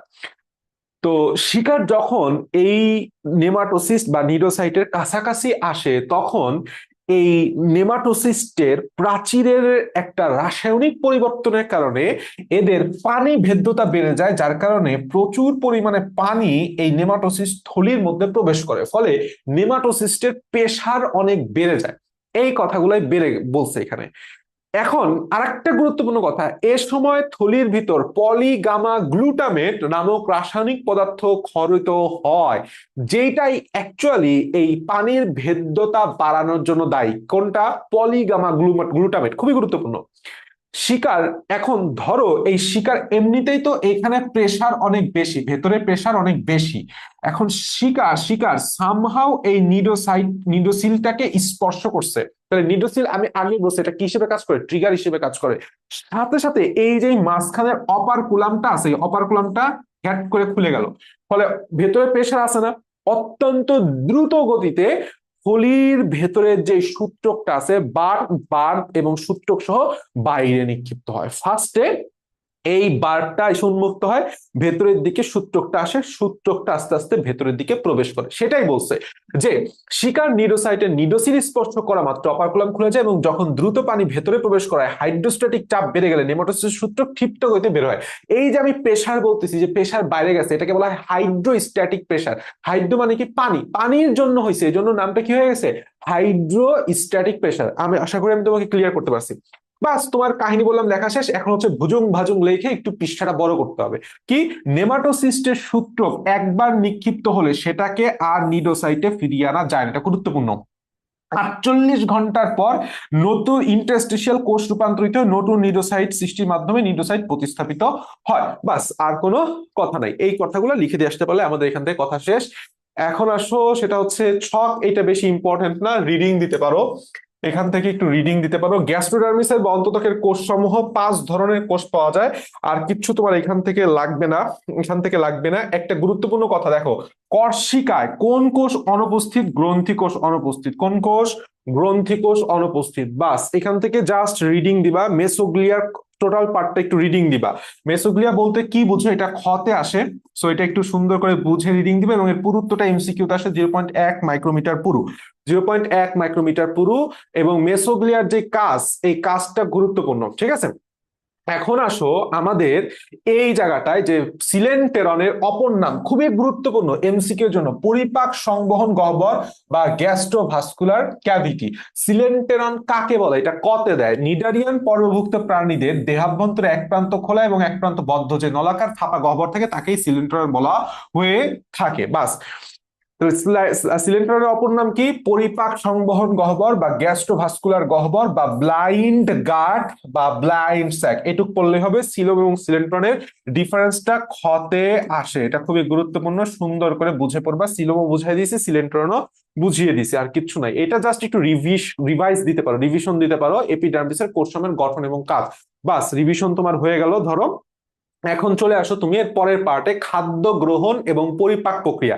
এখান থেকে এমসিকিউ এর জন্য খুবই গুরুত্বপূর্ণ যে হাইড্রার খাদ্য কি কি? পতঙ্গের লার্ভা, সাইক্লপস, ড্যাফনিয়া, ক্ষুদ্র ক্রাস্টেসিয়াস সন্ধিপদী প্রাণী, ছোট ছোট কৃমি, খণ্ডকায়িত প্রাণী অর্থাৎ মাছের অ্যানেলিডা এবং মাছের ডিম। তবে এইটাই তোমাদের এমসিকিউ তে দেয় যে প্রধান খাদ্য হচ্ছে ক্ষুদ্র ক্ষুদ্র ক্রাস্টেসিয়াস সন্ধিপদী প্রাণী, যাদের দেহে গ্লুটাথিয়ন নামক রাসায়নিক পদার্থ বিদ্যমান, তাদেরকে হাইড্রা খাদ্য হিসেবে গ্রহণ করে। ঠিক আছে? এবং হাইড্রার খাদ্য গ্রহণ শিকার ধরার কৌশল যেটা খুবই ইজি, এটা খুবই গুরুত্বপূর্ণ, এটা সিকিউতে মাঝে মাঝেই দেয়, জাস্ট পড়লেই পারবা। ছবিটা দিতে হবে। আর জাস্ট তোমাকে আমি বলে দিচ্ছি, হাইড্রার শিকার ধরার কৌশল যদি তোমাকে পরীক্ষায় লিখতে বলে, তুমি চিত্রটা দিয়ে দিবা, সহজ চিত্র। সাথে হচ্ছে 4 প্রকার যে নেমাটোসিস পড়ছো না, সেই 4 প্রকার নেমাটোসিস্টের কাজ লিখে দিবা, আর কিচ্ছু না। এইখানে সেই নেমাটোসিস্টের কাজটাই লিখছে, আর কিচ্ছু না। খাদ্য পরিপাক প্রক্রিয়া কিচ্ছু আমাদের লাগবে না। বহিঃকোষীয় পরিপাক, অন্তঃকোষীয় পরিপাক, এটা রিডিং করতে পারো। তাও আমি বলবো যে এইটা আমাদের বোর্ড স্ট্যান্ডার্ড না, সমস্যা নেই, এটা না পড়লেও সমস্যা হবে না। হাইড্রার চলনটা খুবই গুরুত্বপূর্ণ, খেয়াল করো। হাইড্রার চলনটা খুবই গুরুত্বপূর্ণ। এখান থেকে হাইড্রার চলনে এমসিকিউ তোমাকে দিবে এবং 2টা চলন আমাদের সিকিউতে দিবে। ঠিক আছে? সো চলো ফার্স্টে আসে হচ্ছে লুপিং চলন। লুপিং চলন আমাদের সিকিউতেও দেয়। তো যখন তোমাকে লুপিং চলন বলে, তখন তোমাকে এই ছবিটা একটু দেখে আগে বুঝো, আমি তোমাকে বুঝাই। দেখো, হাইড্রার পাদচাকতি একটা নির্দিষ্ট তলে লেগে থাকে এবং হাইড্রা যেদিকে চলবে সেই দিকে যে পেশি আবরণী কোষগুলো আছে সেটা সেই দিকে কি যায়? বেঁকে যায়। ফলে হাইড্রার কর্ষিকা গুলা এই তলের উপর চলে আসে এবং কর্ষিকাটাও তলকে স্পর্শ করে। তাহলে একটা পর্যায়ে যায় হাইড্রার কি হয়, আমাদের পদতল এবং কর্ষিকা দুইটাই তলে স্থাপন করে। ফলে হাইড্রার দেহটা একটা লুপ, একটা কি লুপ সৃষ্টি করে। এইটা হচ্ছে লুপ, লুপ সৃষ্টি করছে। এই জন্যই লুপিং চলন বলা হয়। তখন কি করে হাইড্রার, এইটা ধরো আমার কর্ষিকা, এটা ধরো আমার কর্ষিকা, তুমি হাতের উপর ভর দিয়ে আমি সামনে চলে আসছি। ঠিক আছে? ঠিক এরকম চলনটা ঘটে যে পরবর্তীতে সে কর্ষিকা গুলোকে স্থির রেখে পাদচাকতিটাকে কোথায় নিয়ে যায়? সামনের দিকে নিয়ে যায়। এই যে এই যে এই যে নিয়ে আসলো। নিয়ে আসার পরে সে আবার আমাদের সোজা হয়ে দাঁড়ায়, অর্থাৎ আমাদের যে কর্ষিকার যে মুখচ্ছেদের পাটটা আবার লম্বা হয়ে যায়। এই কথাটা এখানে বলছে। এখান থেকে তোমার ইম্পর্টেন্ট এমসিকিউ সেটা হচ্ছে, দেখো, লুপিং চলনের অপর নাম হচ্ছে হামাগুড়ি চলন। লতে লুপিং চলন, লতে লম্বা দূরত্ব। তাহলে আমি যদি তোমাকে বলি লম্বা দূরত্ব অতিক্রমের জন্য হাইড্রা কোন চলনের অংশ নেয়, উত্তর হচ্ছে লুপিং চলন। উত্তর কি? লুপিং চলন। এবং এটা যেহেতু মনে হয় যে শুয়ে শুয়ে শুয়ে শুয়ে যাচ্ছে, এটার অপর নাম হচ্ছে জোকা চলন বা শুয়া পোকা চলন। এবং সবচেয়ে গুরুত্বপূর্ণ যে লুপিং চলনে লুপ সৃষ্টি হবে কয়টা? একটা। লুপ সৃষ্টি হবে কয়টা? একটা। এবং হাইড্রা দৈর্ঘ্যের অর্ধেক দূরত্ব অতিক্রম করতে পারে। হাইড্রার লুপিং চলনের মাধ্যমে হাইড্রার টোটাল দৈর্ঘ্যের অর্ধেক দূরত্ব অতিক্রম করতে পারে। পাস। সমারসল্টিংটা কি জিনিস আমি তোমাকে একটু বুঝাই। আগে ছবিটার দিকে আসি, খেয়াল করো যে আমাদের সমারসল্টিংটা হচ্ছে ঠিক আগের মতোই। হাইড্রা যেদিকে যাবে সেদিকের পেশি আবরণী কোষগুলা বেঁকে যায়, হাইড্রার কর্ষিকাটা সেই তলটাকে স্পর্শ করবে। এখন এর আগের মধ্যে আর এইটার মধ্যে ডিফারেন্সটাই হচ্ছে, আগে পাদচাকতিটা উঁচু হয়ে উপরে উঠছিল না, কিন্তু এখানে কি হবে, পাদচাকতিটা টোটালটাই উঁচু হয়ে উপরে হয়ে উল্টা ভাবে সে দাঁড় করাবে। মানে আমি হাত দিলাম, হাত দিয়ে পাটা উপরে দিয়ে দিলাম, তখন আমার যে স্ট্রাকচারটা সেটা কল্পনা করো, সেটা এখানে ঘটছে। পরবর্তীতে তার অপোজিট সাইডের পেশিয়াবরী কোষগুলো সংকুচিত হয়ে আবার পাদচাকতিটাকে সেই তলের উপর রাখবে, তখন সে আবার খাড়া হয়ে দাঁড়াবে। এইটাই হচ্ছে আমাদের ডিগবাজি চলন বা যেটাকে বলা হয় সমারসল্টিং চলনের প্রসেস। এইটুক ছবি আঁকার মাধ্যমে লিখে দিয়ে আসতে পারলেই হয়ে গেল। এই দুটাই সিকিউতে দেয়। খেয়াল করো, সমারসল্টিং এর আগে কি আছে? এস। এস তে কি? স্পিড। তার মানে স্পিড মানে হচ্ছে দ্রুত। স্পিড মানে কি? দ্রুত। তোমাকে আমি যদি বলি হাইড্রার সাধারণের দন্তস্ব, সমারসল্টিং এর দন্তস্ব, তাহলে সাধারণ চলন কোনটা? সমারসল্টিং। হাইড্রার দ্রুত চলন পদ্ধতি কোনটা? উত্তর সেটাও বললাম, দ্রুত বললে সমারসল্টিং। যদি দ্রুত সমারসল্টিং বলে ডিগবাজি বলে, দেখো দ্রুত ডিগবাজি, দ্রুত ডিগবাজি, মানে ডিগবাজিটারে তুমি দ দিয়ে লেখো না, তাহলে বললাম তোমার মুখস্থ হয়ে গেছে, বাস আর কিচ্ছু এখানে নাই। হাইড্রার শতে সমারসল্টিং, শতে স্বল্প, তাহলে স্বল্প দূরত্ব অতিক্রম করার জন্য হাইড্রা সাধারণত এই পদ্ধতি অনুসরণ করে। তাহলে আমি কি বলছি? হাইড্রার সাধারণ, স্বল্প দূরত্ব এবং হাইড্রার দ্রুত চলন পদ্ধতি হচ্ছে সমারসল্টিং। বাস ভেতর একটু পড়ে নিলে আমাদের হয়ে যাবে। এখান থেকে আর সেরকম কিছু নাই, টোটালটা একটু রিডিং দিবা। আমাদের একটা গুরুত্বপূর্ণ কথা আছে, একটা গুরুত্বপূর্ণ কথা আছে, সেটা হচ্ছে কই কই কই কই কই কই কই এই যে লাস্টের দিকে, সেটা হচ্ছে হাইড্রার অনিচ্ছাকৃত চলন কোনটা? ডুবা। কেউ ইচ্ছা করে ডুবতে চায় না, তাই না? কেউই ইচ্ছা করে ডুবতে চায় না। বাস এই যে সমারসল্টিং এবং চলনের মধ্যে, সমারসল্টিং আর লুপিং চলনের মধ্যে পার্থক্যটা, এটা সিকিউ এর জন্য খুবই গুরুত্বপূর্ণ। সিকিউতে হয় তোমাকে লুপিং চলন এবং সমারসল্টিং চলন একটা বর্ণনা করতে বলবে অথবা দুইটার তুলনা করতে বলবে, ঠিক আছে? এটা খুব সুন্দর করে পড়ে নেবা। হাইড্রার শ্বসন সেরকম কিচ্ছু লাগবে না, কিচ্ছু লাগবে না, এখান থেকে রিডিং দিলেই হবে।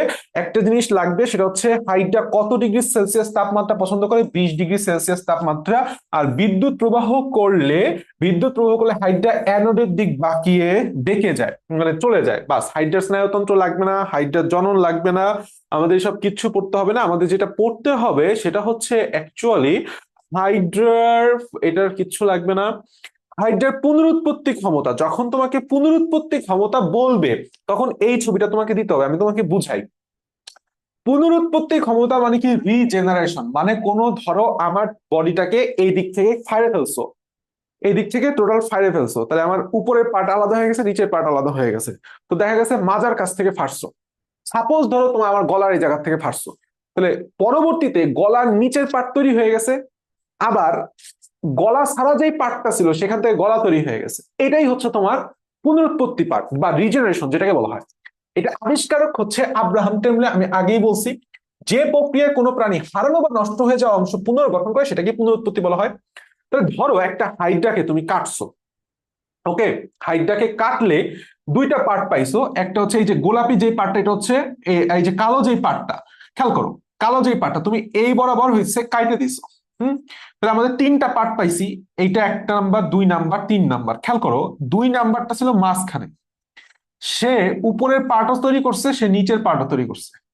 আবার হাইড্রার যে 3 নাম্বার পার্টটা ছিল সে সম্পূর্ণ নিচে পাদচাকতি পর্যন্ত ছিল, সে খালি উপরের পার্টটা তৈরি করছে। আবার হাইড্রার যে উপরের পার্টটা ছিল মুখ ছিদ্র সহ, সে শুধুমাত্র পাদচাকতির পার্টটা তৈরি হয়েছে। কথা বোঝা গেছে? সো যখন তোমাকে বলবে হাইড্রার পুনরুৎপত্তি লিখতে, তখন এই ছবিটা দিতে হবে, সাথে সাথে কথা লিখতে হবে। পুনরুৎপত্তি আসলে দুই প্রকার, একটা হচ্ছে অনুদৈর্ঘ্য পুনরুৎপত্তি আর অনুপ্রস্থ।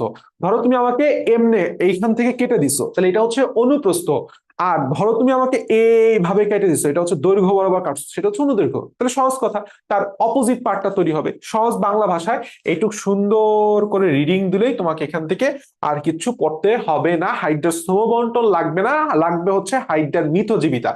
এটা থেকে তোমাকে যে কোশ্চেনটা তোমাকে বলবে 1 নাম্বার এমসিকিউ, কোন কোন কিসের কিসের মধ্যে অর্থাৎ মিথজীবিতা পরিলক্ষিত হয়? হাইড্রা ভিরিডিসিমা এবং বা ক্লোরোহাইড্রা ভিরিডিসিমা, আর একটা হচ্ছে জুও ক্লোরেরা নামক এককোষী সবুজ শৈবালের মধ্যে এই মিথজীবিতা দেখা যায়। কি দেখা যায়? মিথজীবিতা দেখা যায়। এটা খুবই গুরুত্বপূর্ণ এমসিকিউ। কাদের কাদের মধ্যে? হাইড্রা ভিরিডিসিমা বা ক্লোরোহাইড্রা ভিরিডিসিমা, একটা হচ্ছে জু ক্লোরেরা নামক এককোষী সবুজ শৈবাল। এখন মিথজীবিতা মানে তুমি বুঝতে পারতেছো বন্ধুত্ব, মানে উভয় কাছ থেকে উপকার নিবে এবং উপকার পাবে। এবং একটা গুরুত্বপূর্ণ এমসিকিউ, এটা বোর্ডে অলরেডি এসে গেছে, যে সবুজ শৈবাল হাইড্রার কিসের মধ্যে? গ্যাস্ট্রোডার্মিসের পুষ্টি কোষের মধ্যে অবস্থান করে। এখন শৈবালের প্রাপ্ত উপকার কি? আশ্রয়, সালোক সংশ্লেষণ, খাদ্য গ্রহণ। শৈবাল এককোষী, সে আমাদের আশ্রয় নিচ্ছে অন্তঃকোষীয় পেশি আবরণী কোষে। আবার সালোক সংশ্লেষণের যে কার্বন ডাই অক্সাইডটা সেটা সে, যেহেতু সে প্রাণী, হাইড্রা থেকে পাচ্ছে। এছাড়া খাদ্য উৎপাদনের জন্য হাইড্রার যে নাইট্রোজেন জাত বর্জ্য পদার্থ সেটাও সে নিচ্ছে। আর হাইড্রার প্রাপ্ত উপকার হচ্ছে প্রথম খাদ্য প্রাপ্তি, শ্বসন, কার্বন ডাই অক্সাইড শোষণ, বর্জ্য নিষ্কাশন। তাকে এক্সট্রা করে আর দেহ থেকে বর্জ্য নিষ্কাশন, কার্বন ডাই অক্সাইড নিষ্কাশন করা লাগতেছে না, বরঞ্চ আমাদের জুক্লোরেলা হাইড্রাটাই নিয়ে যাচ্ছে। সো দ্যাটস ইট, তুমি এটা পারবা, এখান থেকে আর সেরকম কিছু নাই, এটুক একেবারেই লাগবে না। হাইড্রাকে কেন নিডাইয়া পর্বভুক্ত প্রাণী বলা হয় এটা খতে আসে, এটা সুন্দর করে একটু বুঝে রিডিং দিলে তুমি পারবা। এখান থেকে আমাদের আর টোটাল কিচ্ছু আর পড়ার নাই, দ্যাটস অল অ্যাবাউট আমাদের হাইড্রা। ঠিক আছে,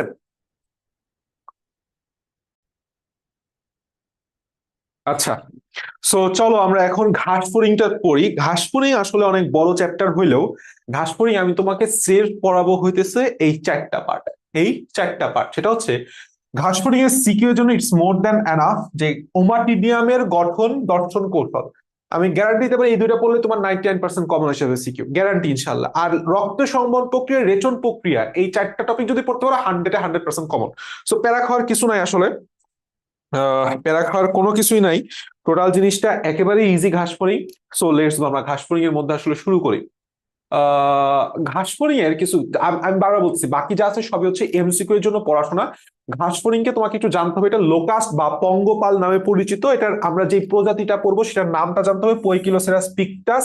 টোটাল পৃথিবীতে 20,000, বাংলাদেশে 20 প্রজাতির। এইটা আমাদের বোর্ডে এমসিকিউ তে আসবে, এইটা আমাদের বোর্ডে এমসিকিউ তে আসছেও যে বাংলাদেশে প্রজাতির সংখ্যা হচ্ছে 20 প্রজাতির। বাস, ঘাসফড়িংকে কেন ইনসেক্টে বা পতঙ্গ শ্রেণীভুক্ত করা হয়, আর্থ্রোপোডা পর্বে যাবতীয় যত বৈশিষ্ট্য আছে সেটা জাস্ট লিখে দিবা, কাহিনী শেষ। এরপরে আমাদের এখান থেকে আর সেরকম কিছু পড়া লাগবে না, আমাদের চলে আসবো হচ্ছে ঘাসফড়িং এর টোটাল বাহ্যিক অঙ্গ সংস্থানের মধ্যে। বাহ্যিক অঙ্গ সংস্থানের মধ্যে দেখো, আমি তোমাকে একটু ঘাসফড়িং এর কিছু জিনিস বুঝাই। ধরো ঘাসফড়িং এর এইটা হচ্ছে আমার একটা মাথা, এটা কি ঘাসফড়িং একটা হেড। আর তারপরে থাকে হচ্ছে তার বক্ষ, কি থাকে তার বক্ষ, যেটাকে আমরা তোমাকে কি বলি, চেস্ট বলি বা বক্ষই লিখলাম, বক্ষ অঞ্চল। তো এই বক্ষ অঞ্চলে তিনটা পার্ট থাকে। কয়টা পার্ট? তিনটা পার্ট। একটাকে বলা হয় অগ্রবক্ষ, এটা উপরে লিখি। একটাকে কি বলা হয়? অগ্রবক্ষ। একটাকে বলা হয় মধ্যবক্ষ, আর একটাকে বলা হয় পশ্চাৎ বক্ষ। কেমন? এরপরে থাকে হচ্ছে আমাদের উদর। এরপরে কি থাকে আমাদের? উদর থাকে। তো এই টোটাল পার্টটাই হচ্ছে উদর। উদরে টোটাল 1 2 3 4 5 6 7 8 9 10 11। উদরে টোটাল 11টা খণ্ডক থাকে। কয়টি খণ্ডক? 11টি খণ্ডক থাকে। এখন ধরো সাপোজ এটা একটা ঘাসফড়িং, তো এই ঘাসফড়িং এর টোটাল দেহটা তাহলে কয়টা অঞ্চলে ভাগ হইলো? তিনটা অঞ্চলে ভাগ হইলো। কি কি অঞ্চল? মস্তক, বক্ষ, আর একটা হচ্ছে উদর। এখন সম্পূর্ণ দেহটাই অ্যাকচুয়ালি ঘাসফড়িং এর বহিকঙ্কাল দ্বারা আবৃত থাকে। কি থাকে? বহিকঙ্কাল দ্বারা আবৃত থাকে। টোটাল ঘাসফড়িং এর একটা কি থাকে? একটা বহিকঙ্কাল থাকে। এটা হচ্ছে ধরো ঘাসফড়িং এর বহিকঙ্কাল। এখন মাথার যেই বহিকঙ্কালটা আছে, মাথার যেই বহিকঙ্কালটা আছে, সেই বহিকঙ্কালটাকে বলা হয় হচ্ছে হেড ক্যাপসুল। কি বলা হয়? হেড ক্যাপসুল বা এপিক্রেনিয়াম। কি জিনিস? এপিক্রেনিয়াম। এটা খুবই খুবই গুরুত্বপূর্ণ এমসিকিউ এর জন্য। মস্তকের বহিকঙ্কালকে কি বলা হয়? হেড ক্যাপসুল বা এপিক্রেনিয়াম। এখন মস্তকে কি কি থাকে দেখো। ফার্স্ট অফ অল, এই যে টোটাল মস্তক, এই মস্তকে তিনটা জিনিস পাবা। এক নাম্বার, এক জোড়া, এক জোড়া পুঞ্জাক্ষী। এক জোড়া কি আক্ষী? পুঞ্জাক্ষী। পুঞ্জাক্ষী অর্থ কি? জটিল অক্ষী, মানে জটিল চোখ এক জোড়া পাওয়া যায়। এক জোড়া জটিল চোখ পাওয়া যায়। পুঞ্জাক্ষীর গঠনগত কার্যিক একককে বলা হয় ওমাটিডিয়াম। কি বলা হয়? ওমাটিডিয়াম। এইটা খুবই খুবই খুবই খুবই খুবই খুবই গুরুত্বপূর্ণ যে পুঞ্জাক্ষীর গাঠনিক এবং কার্যিক এককে কি বলা হয়? ওমাটিডিয়াম। এমসিকিউ এর জন্য আসে। এবং এটা তো জটিল চোখ, আর তিনটা সরল চোখ পাওয়া যায় যেটাকে বলা হয় সরলাক্ষী। কি বলা হয়? সরলাক্ষী বা ওসেলি, কি বলা হয়, ওসেলি কয়টা থাকে? তিনটি থাকে। সংখ্যাটা আমাদের লাগবে। সাথে মাথায় আর একটা পাওয়া যায়, সেটা হচ্ছে অ্যান্টেনা। কি বলা হয়? অ্যান্টেনা। কতটি? এক জোড়া বা দুইটি, এক জোড়া বা দুইটা। এটাই হচ্ছে তোমার মস্তকের অঞ্চল। মস্তকে আর একটা বিশেষ উপাঙ্গ থাকে যেটাকে বলা হয় মুখপাঙ্গ। কি বলা হয়? মুখপাঙ্গ। মুখপাঙ্গ। তো এই যে মুখপাঙ্গের বিভিন্ন পার্ট আমাদের পড়তে হবে। এখন আসো আমরা একটু জাস্ট ওভারঅল আমি তোমাকে বুঝাচ্ছি আসলে ঘাসফড়িংটার বিষয়। এই যে বক্ষের যে অঞ্চলটা, বক্ষের যেই বহিকঙ্কালটা, এই বহিকঙ্কালটা তিনটা ভাগে বিভক্ত। একটা হচ্ছে পিছনের দিকে থাকে, পৃষ্ঠের দিকে। আর একটা হচ্ছে এই মাঝের দিকে থাকে। আর একটা হচ্ছে নিচের দিকে অঙ্কীয় দেশে থাকে। কথা বোঝা গেছে? পিছনের দিকে যেই বহিকঙ্কালটা থাকে এটাকে বলা হয় টারগাম। কি বলা হয়? টারগাম। মাঝের নিচের দিকে যেটা থাকে সেটাকে বলা হয় হচ্ছে ইস্টার্না। ইস্টার্না। আর মাঝের দিকে যেটা থাকে সেটাকে বলা হয় প্লিউরন। সেটাকে কি বলা হয়? প্লিউরন। তো এই অগ্রবক্ষের যেই এই যে অঞ্চলটা দেখতে পাচ্ছ, এই যে পার্টটা, এইটুকু হচ্ছে কি আমার অগ্রবক্ষ। এই অগ্রবক্ষের যে টারগামটা সেটা পেছনের দিকে প্রলম্বিত থাকে। পেছনের দিকে কি থাকে? প্রলম্বিত থাকে। ছবির দিক দেখো, এই হচ্ছে তোমার অগ্রবক্ষের টারগাম। দেখছো পিছনের দিকে প্রলম্বিত, আশেপাশে নিচের দিকেও প্রলম্বিত, একটা কলার ধারণ করছে। আগে যুদ্ধক্ষেত্রে যাওয়ার সময় সৈনিকরা এরকম একটা কলার ব্যবহার করতো। তো ওইটার নাম হচ্ছে প্রোনোটাম। কি নাম? এইটার নাম হচ্ছে প্রোনোটাম। তাহলে অগ্রবক্ষের যে টারগাম, টারগামকে কি বলা হয়? প্রোনোটাম বলা হয়। এবং বক্ষ অঞ্চলে আমরা এই টারগাম, প্লিউরন এবং স্টেনাম তিনটাই পাই। সাথে সাথে দুই জোড়া শ্বাসরন্ধ্র পাই। কয় জোড়া? দুই জোড়া। আমাদের টোটাল যে শ্বাসরন্ধ্র, এই শ্বাসরন্ধ্র আছে হচ্ছে টোটাল 10 জোড়া। কয় জোড়া? 10 জোড়া। এই 10 জোড়ার মধ্যে প্রথম দুই জোড়া পাওয়া যায় হচ্ছে বক্ষ অঞ্চলে। আর বাকি যেই 8 জোড়া, সেই 8 জোড়া পাওয়া যায় হচ্ছে আমাদের উদর অঞ্চলে। মনে থাকবে? এখন আসো উদরীয় খণ্ডকে। উদরে আসলে কি কি থাকে?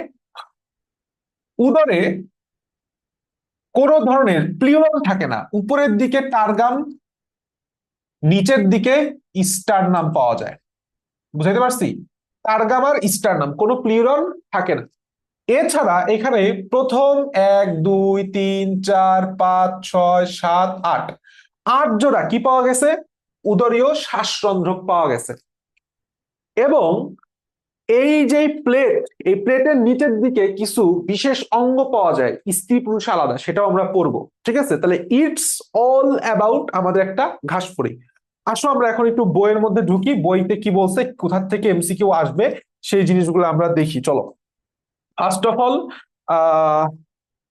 এই যে এখানে একটা গুরুত্বপূর্ণ কথা বলে রাখি। এই যে প্রত্যেকটা খণ্ডক আমি তোমাকে বলতেছি যে এ একটা খণ্ডক, এ একটা খণ্ডক, এ একটা খণ্ডক, এই প্রত্যেকটা খণ্ডককে বলা হয় হচ্ছে স্ক্লেরাইট। স্ক্লেরাইট, হ্যাঁ। স্কেলিটনের সাথে অস্থির সাথে সংযুক্ত, নামের সাথে মিল আছে। বাস। আমি আগে বলছি দেহখণ্ডক 3 অংশে বিভক্ত: মস্তক, বক্ষ, উদর। আর মস্তকটা হচ্ছে 6টা ভ্রূণীয় খণ্ডকের সমন্বয়ে গঠিত, এটাকে হাইপোগনাথাস, নিম্নমুখী অবস্থান করে। এবং নিচের দিকে আসো, দেখো সেটা হচ্ছে মস্তকের বহিকঙ্কালের নাম হচ্ছে হেড ক্যাপসুল বা এপিক্রোনিয়াম। আগেই বলছি 4টা অঞ্চল থাকে, 4টা অংশ থাকে। এটা এমসিকিউ তে আসবে। ভাই কয় ফ্রান্সে যাবে? ভাইতে ভার্টেক্স, কয়তে ক্লাইপিয়াস, ফ্রান্সতে ফ্রান্স, যাবেতে জেনা। এখান থেকে তোমাকে এমসিকিউ তে প্রশ্ন করবে নিচের কোনটি আহ নিচের কোনটি আমাদের মস্তকের বহিকঙ্কাল কঙ্কালের অংশ নয়। বাস। পুঞ্জাক্ষী আমি বলছি কয় জোড়া? 2 জোড়া, 1 জোড়া বা 2টি থাকে। এবং এটা হচ্ছে ওমাটিডিয়াম, হচ্ছে পুঞ্জাক্ষীর গঠন ও কার্যকলাপ ভেরি মাচ ইম্পর্টেন্ট। ওসিলি বা সরলাক্ষী থাকে 3টা। অ্যান্টেনা থেকে কিছু পড়া লাগবে না। মুখপাঙ্গ থেকে পড়তে হবে চর্বণ উপযোগী বা ম্যান্ডিবুলেট মুখপাঙ্গ। কি কি অঞ্চল থাকে? মুখপাঙ্গের মধ্যে আবার ছোট ছোট কিছু পার্ট থাকে। 1 নম্বর ল্যাব্রাম, যেটা উপরের ওষ্ঠ গঠন করে। 2 নম্বর হচ্ছে ম্যান্ডিবল, পড়া লাগবে না। ম্যাক্সিলার থেকে একটা জিনিস পড়তে হবে, খাদ্যবস্তু হরণ প্রতিরোধ করে। খেয়াল করো, তাহলে ল্যাব্রাম কি? উপরের ওষ্ঠ। ম্যাক্সিলা কি? খাদ্যবস্তুর হরণ প্রতিরোধ। এবং ল্যাবিয়াম হচ্ছে অধস্থ, নিচের ওষ্ঠ। এবং ল্যাবিয়ামকে দ্বিতীয় যারা ম্যাক্সিলি প্রতিনিধি মনে করা হয়। বাস। এই 4টা লাইন মুখস্থ রাখো, এমসিকিউ তে কমন পাওয়া যাবে এখান থেকে। আর সেরকম কিছু পড়া লাগবে না। বক্ষ অঞ্চল আমি পড়াই দিছি। বক্ষ অঞ্চলে শ্বাসরন্ধ্র থাকে, ডানা থাকে আর পা থাকে। তো এই ডানা থাকে হচ্ছে 2 জোড়া। প্রথম জোড়া সামনের দিকে যে ডানাটা, সেটা পিছনের জোড়া ডানাটাকে ঢেকে রাখে, একটা আবরণ দেয় এই, এবং কখনো উঠতে সাহায্য করে না। এই জন্য এই মধ্যবক্ষীয় ডানা, সামনের ডানা দুটি বেশ শক্ত, ছোট, সরু এবং কখনো উঠতে সাহায্য করে না। এই জন্য এগুলোকে বলা হয় এলিট্রা বা টেগমিনা বা উইং কভার বা ডানার আবরণ। এটা আমাদের মুখস্থ রাখতে হবে। পাকে বলা হয় সেলটাটোরিয়াল পা, আর সংখ্যায় থাকে 3 জোড়া। এই দুটো জিনিস এমসিকিউ এর জন্য ইম্পর্টেন্ট। বাস। এখন দেখো, আমি তোমাকে বলছিলাম না, আমাদের উদরে অঞ্চলে চলে আসি। উদরে 11টা খণ্ডক। প্রথম খণ্ডকে একটা মেমব্রেন থাকে বা আবরণ থাকে। প্রথম খণ্ডকের প্রতি পাশে একটি করে পর্দা রয়েছে, যা শ্রবণাঙ্গ বা শ্রবণথলি হিসেবে শ্রবণথলিকে আবৃত করে রাখে। এখানে নাম হচ্ছে টিম্প্যানিক পর্দা। শ্বাসরন্ধ্র, পায়ু এবং বহির্জনন ছিদ্র। আর পুরুষ এবং স্ত্রী ঘাসফড়িং এর যে পার্থক্য, এই ছকের মধ্যে কিছু এমসিকিউ আছে। ফার্স্ট অফ অল কথা হচ্ছে, পুরুষ যে ঘাসফড়িংটা, খেয়াল করো, তুমি একটা জিনিস মনে রাখবা, অ্যানাল সার্কি হচ্ছে পুরুষ ঘাসফড়িং এর সঙ্গমঙ্গ, যেটা থাকে হচ্ছে 10ম খণ্ডকে। তাহলে 10-এর নিচে কোনো কিছুর নিচে কি হয়, সাব হয় না, যেরকম ইন্সপেক্টর, সাব ইন্সপেক্টর। তাহলে 10-এর নিচে গেলে 9ম খণ্ডকে সাব জেনিটাল প্লেট, আর উপরে গেলে কি হয়, সুপেরিয়র, সুপ্রা। তাহলে 11 খণ্ডকে গেলে সুপ্রানাল প্লেট। আর একটা জিনিস লাগবে, পুং জনন রন্ধ্র থাকে হচ্ছে 9ম খণ্ডকে। স্ত্রীতে ডিম পাড়ার অঙ্গ হিসেবে কাজ করে ওভিপোজিটর। ডিমের ইংলিশ হচ্ছে ওভাম, তাহলে ওভাম থেকে মনে রাখতে ওভিপোজিটর কততম খণ্ডক, 9ম খণ্ডক। বাস, এখান থেকে আর কোনো এমসিকিউ আসবে না। আমরা নেক্সট ইসে চলে আসতে পারি, সেটা হচ্ছে ঘাসফড়িং এর পৌষ্টিক তন্ত্র। এখান থেকে সেরকম কিছু পড়তে হবে না। পৌষ্টিক তন্ত্র, এই পৌষ্টিক তন্ত্র থেকে কোনো সিকিউ নাই, এমসিকিউ তে আসবে। এমসিকিউ তে কি আসবে আমি তোমাকে বলি। এমসিকিউ এর ফার্স্টে খেয়াল করো, পৌষ্টিক তন্ত্র 2টা পার্ট, একটা হচ্ছে পৌষ্টিক গ্রন্থি আর পৌষ্টিক নালী। পৌষ্টিক গ্রন্থির মধ্যে 3টা গ্রন্থি আছে, নিচের কোনটি ঘাসফড়িং এর পৌষ্টিক গ্রন্থি নয়? 1 নম্বর এমসিকিউ, লালা গ্রন্থি, মেসেন্টেরিয়ান আবরণ, হেপাটিক শিখা। লালা গ্রন্থিটা হচ্ছে প্রধান, এটা মুখস্থ রাখতে হবে। লালা গ্রন্থি কি প্রধান। এখন আসো পৌষ্টিক নালী। আমাদের যেরকম ফার্স্টে খাদ্যনালী, পাকস্থলী, ক্ষুদ্রান্ত, বৃহদন্ত্র আছে, একটা ঘাসফড়িং এর এই পৌষ্টিক নালীটা তো জটিল না, সহজ। এটাকে সামনের দিকে, মাঝের দিকে আর লাস্টের দিকে 3টা ভাগে ভাগ করা গেছে। সামনের দিকেরটাকে বলা হয় স্টোমোডিয়াম, মেসেন্টেরন, প্রক্টোডিয়াম। তোমাকে প্রশ্ন হবে এখানে, স্টোমোডিয়ামের অংশ 9 কোনটা বা অংশ কোনটা? খেয়াল করো, আমি এভাবে একটা ছন্দ মনে রাখছি, এটা মনে রাখলে হবে। স্টুপিডটা মুখ বন্ধ করে গালাগালি গ্রাস করে গেল। স্টুপিডটা হচ্ছে স্টোমোডিয়াম, মুখতে মুখছিদ্র, বন্ধ করে করেতে হচ্ছে ক্রপ, গালাগালিতে হচ্ছে গলবিল, গ্রাসটা হচ্ছে গ্রাসনালী, গেলোতে হচ্ছে গিজার্ড। বাস, কাহিনী শেষ। পারবা ইনশাল্লাহ। এখন আসো আমরা ঘাসফড়িং এর এখান থেকে যে পৌষ্টিক নালী, এইটা টোটালটা একটু রিডিং দিব। এখান থেকে কিচ্ছু পড়ার দরকার নাই, একদমই কিচ্ছু পড়ার দরকার নাই। এই পৃষ্ঠা থেকেও কিচ্ছু পড়ার দরকার নাই। জাস্ট এইখানে একটা কথা আছে, সেটা হচ্ছে গ্যাস্ট্রিক শিকা যেটা বা হেপাটিক শিকা, যেটা আমাদের পৌষ্টিক না গ্রন্থির অন্তর্ভুক্ত, এটা সংখ্যা হচ্ছে 6 জোড়া। কয় জোড়া? 6 জোড়া। আর মালপিজিয়ান নালিকা, যেটা ঘাসফড়িং এর প্রধান রেচন অঙ্গ হিসেবে কাজ করে, এদের সংখ্যা হচ্ছে 100টা। এই 2টা কথা মনে রাখলেই হবে। এখান থেকে আর সেরকম কিচ্ছু পড়ার নাই।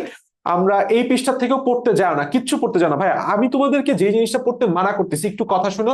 এগুলি পড়ে একদমই মাথা গরম করার কোনো দরকার নেই। এগুলি তোমার এমসিকিউ তে দিবেন, এগুলি তোমার সিকিউ তে দিবেন, এগুলো তোমার জেনে লাভ নাই এখন। আচ্ছা, চলে আসো, সেটা হচ্ছে ঘাসফড়িং এর রক্ত সংবহন তন্ত্রে। আমরা জানি রক্ত সংবহন তন্ত্র হচ্ছে 2 প্রকার, মুক্তবদ্ধ আর একটা আছে অর্ধমুক্ত, মলাস্কাতে পাওয়া যায়, সেটা আমরা এর মধ্যে আনলাম না। মুক্ত কখন হয়? যখন রক্তটা হিমোসিলের মধ্যে ঢুকে, অর্থাৎ কোনো দেহ গহ্বরের মধ্যে ঢুকে। আর বদ্ধ কখন হয়? যখন হিমোসিলের মধ্যে ঢুকে না। তো ঘাসফড়িং এর রক্ত হিমোসিলের মধ্যে ঢুকে, তখন সেই রক্তকে বলা হয় হিমোলিম্ফ। এই জন্য ঘাসফড়িং এর রক্ত সংবহন তন্ত্রটা কি হয়ে গেছে? মুক্ত হয়ে গেছে। তো এইটুক আমরা বুঝতে পারতেছি, এখান থেকে সমস্যা নাই। মুক্ত এবং বদ্ধ রক্ত সম্বন্ধ রিডিং দিও। ঘাসফড়িং রক্ত সম্বন্ধ কি কি পার্ট? ফার্স্টে হচ্ছে হিমোসিল। সিল মানে হচ্ছে গহ্বর, হিমো মানে হচ্ছে রক্ত। যেহেতু গহ্বরের মধ্যে রক্ত থাকে, যেহেতু গহ্বরের মধ্যে কি থাকে? রক্ত থাকে, এই জন্য নাম হয়ে গেছে হিমোসিল। বাস। এখন নিচের দিকে আছে হচ্ছে এই হিমোসিলের যে গহ্বরটা 2টা পর্দা দিয়ে 3টা সাইনাস, তথা সাইনাস মানে ফাঁকা জায়গা, সাইনাস মানে কি? ফাঁকা জায়গা। 3টা সাইনাসে বিভক্ত হয়েছে। আমি তোমাকে পড়াবো, সমস্যা নাই। আর আছে হচ্ছে হিমোলিম্ফ, আর আছে হচ্ছে হিমোলিম্ফ বা রক্ত, এবং সাথে আছে হচ্ছে আমাদের হিমোলিম্ফের মধ্যে আছে প্লাজমা, হিমোসাইট। কি জিনিস, জাস্ট নামগুলো জানলেই হবে, এগুলি আর কিচ্ছু পড়া লাগবে না। আমাদের যে জিনিসটা লাগবে একটা হচ্ছে হৃদযন্ত্র। এখান থেকে একটা এমসিকিউ আছে, হৃদযন্ত্র কয় প্রকোষ্ঠ বিশিষ্ট? 7 প্রকোষ্ঠ বিশিষ্ট। এবং আমি তোমাকে আরো একটা জিনিস পড়াবো, সেটা হচ্ছে এই যে সংবহন প্রক্রিয়াটা, এইটাই হচ্ছে আমাদের সিকিউতে আসবে। হ্যাঁ, এখন রক্ত সংবহন প্রক্রিয়াটা কি হয়, এখানে একটা লাইন আছে, এটা এমসিকিউতে আসবে। ঘাসফড়িং এর হৃদযন্ত্রে স্পন্দন প্রতি 100 থেকে 110 বার প্রতি মিনিটে। এখন তোমার প্রসেসটা আসলে কি হয়, আমরা একটু সেটা খেয়াল করি। ওকে, লেটস গো। ধরো এইটা হচ্ছে ঘাসফড়িং এর একটা দেহ। হ্যাঁ, তো এবং এইটা হচ্ছে তার মস্তক। একটু সুন্দর করেই আঁকছি যেহেতু। এটা হচ্ছে তার মাথা, এটা হচ্ছে ঘাসফড়িং এর টোটাল বডি। তো এই টোটাল বডিটা কি হয়েছে, দুইটা পর্দা আছে। কি বলছি, দুইটা পর্দা দিয়ে তিনটা সাইনাসে বিভক্ত, উপরে নিচে আর মাঝখানে নিচে। এই মাঝখানের সাইনাসটাকে বলা হয় পেরি ভিসেরাল সাইনাস। উপরটাকে বলা হয় হচ্ছে পেরি কার্ডিয়াল সাইনাস। নিচেরটাকে বলা হয় হচ্ছে পেরি নিউরাল সাইনাস। এবং মাথায় একটা গহ্বর পাওয়া যায়, এটাকে বলা হয় হেড সাইনাস। কি বলা হয়, মস্তকের সাইনাস বা হেড সাইনাস। এখন আমাদের যে ঘাসফড়িং এর হৃদযন্ত্রটা, সেই হৃদযন্ত্রটা এইভাবে বিন্যস্ত হয়।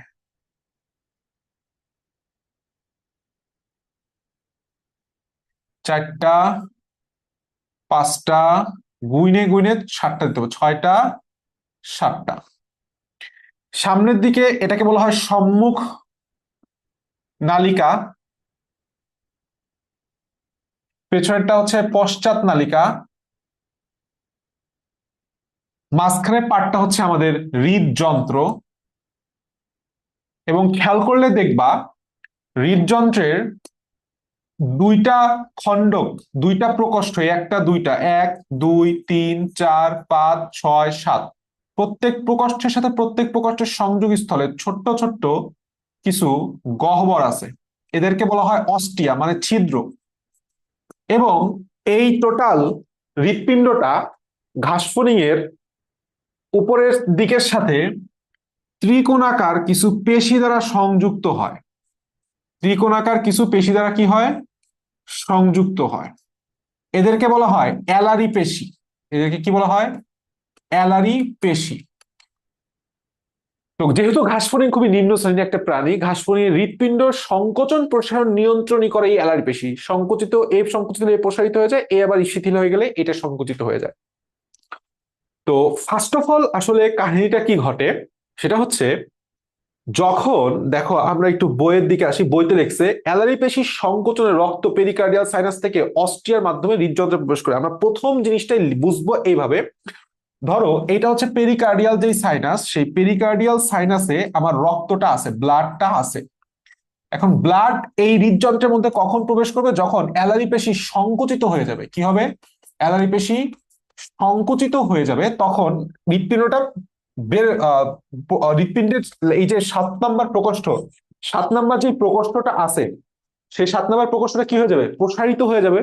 ফলে ব্লাড এই পশ্চাৎ বাহিকার মাধ্যমে 7 নম্বর প্রকোষ্ঠে প্রবেশ করবে। এইভাবে এইটা সংকুচিত হলে এটা প্রসারিত, এটা সংকুচিত হলে এটা প্রসারিত, এটা সংকুচিত হলে এটা প্রসারিত, এভাবে করতে করতে আস্তে আস্তে আস্তে আস্তে আস্তে আস্তে আস্তে আস্তে আস্তে আস্তে ব্লাড এই হৃদযন্ত্রের মাধ্যমে সম্মুখ বাহিকা হয়ে হেড সাইনাস বা মস্তকের সাইনাসে প্রবেশ করবে। মস্তকের সাইনাস থেকে রক্ত যাবে হচ্ছে পেরি নিউরাল সাইনাসে। তাহলে আমি যদি সহজভাবে আমি তোমাকে বলি যে আমাদের যে ব্লাডটা ছিল সেটা কোথায় ছিল, পেরিকার্ডিয়াল সাইনাসে। কোথায় ছিল, পেরিকার্ডিয়াল, পেরিকার্ডিয়াল সাইনাস। এই পেরিকার্ডিয়াল সাইনাস থেকে রক্ত কি হয়েছে? আমাদের হৃদযন্ত্রে প্রবেশ করছে। হৃদযন্ত্রে প্রবেশ করছে কিসের মাধ্যমে? অ্যালারি পেশির সংকোচনের মাধ্যমে। এবং সেই হৃদযন্ত্র থেকে একে একে সম্মুখ বাহিকা হয়ে প্রবেশ করছে হচ্ছে মস্তকের সাইনাসে। মস্তকের মস্তকের সাইনাসে। মস্তকের সাইনাস থেকে সেই রক্ত কোথায় গেছে? Perineural sinus. সেই রক্ত কোথায় গেছে? Perineural sinus. Perineural sinus. Perineural sinus থেকে রক্ত এই পর্দাগুলা ভেদ করে কোথায় প্রবেশ করবে? Perivisceral sinus. Peri perivisceral sinus. এবং পেরিভিসেরাল সাইনাস থেকে রক্ত আবার কোথায় প্রবেশ করবে? Pericardial sinus. এই ফ্লো চার্টটা তোমাকে দিতে হবে যখন তোমার সিকিউ চাবে। এই ছবিটা ফ্লো চার্টটার সাথে কিছু পয়েন্ট আকারে যদি এইভাবে পয়েন্ট আকারে লিখতে পারো, ভালো লিখে দিয়ে আসলে আমাদের কমপ্লিট হয়ে যাবে। ঠিক আছে, আমি তোমাকে আসলে এই জিনিসটাই বুঝাইছি, এই ছবিটাই আঁকতে চেষ্টা করছি, এই জিনিসটাই তোমাকে লিখতে হবে। এবং এখান থেকে একটা গুরুত্বপূর্ণ এমসিকিউ আছে, ঘাসফড়িং এর সমগ্র দেহে একবার রক্ত সম্পন্ন করতে 30 থেকে 60 মিনিট সময় লাগে। This is the thing. So very very very much important. Coelom এবং হিমোসিলের মধ্যে পার্থক্য ক্ষয়ের জন্য খুবই গুরুত্বপূর্ণ, আগেও পড়াই দিছি, তুমি জানো, পড়ে নিও। মানুষ আর ঘাসফড়িং এর সংবহন এটা আসবে না, এটা তুমি যদি একেবারে না পারো তাতেও কোনো সমস্যা নাই। ঘাসফড়িং এর শ্বসনতন্ত্র, ঘাসফড়িং এর শ্বসনতন্ত্র থেকে যে জিনিসটা লাগবে, জাস্ট এমসিকিউ, কোনো সিকিউ লাগবে না, এমসিকিউ। সংখ্যা হচ্ছে 10টা, 10 জোড়া বা 20টা, 10 জোড়া বা 20টি।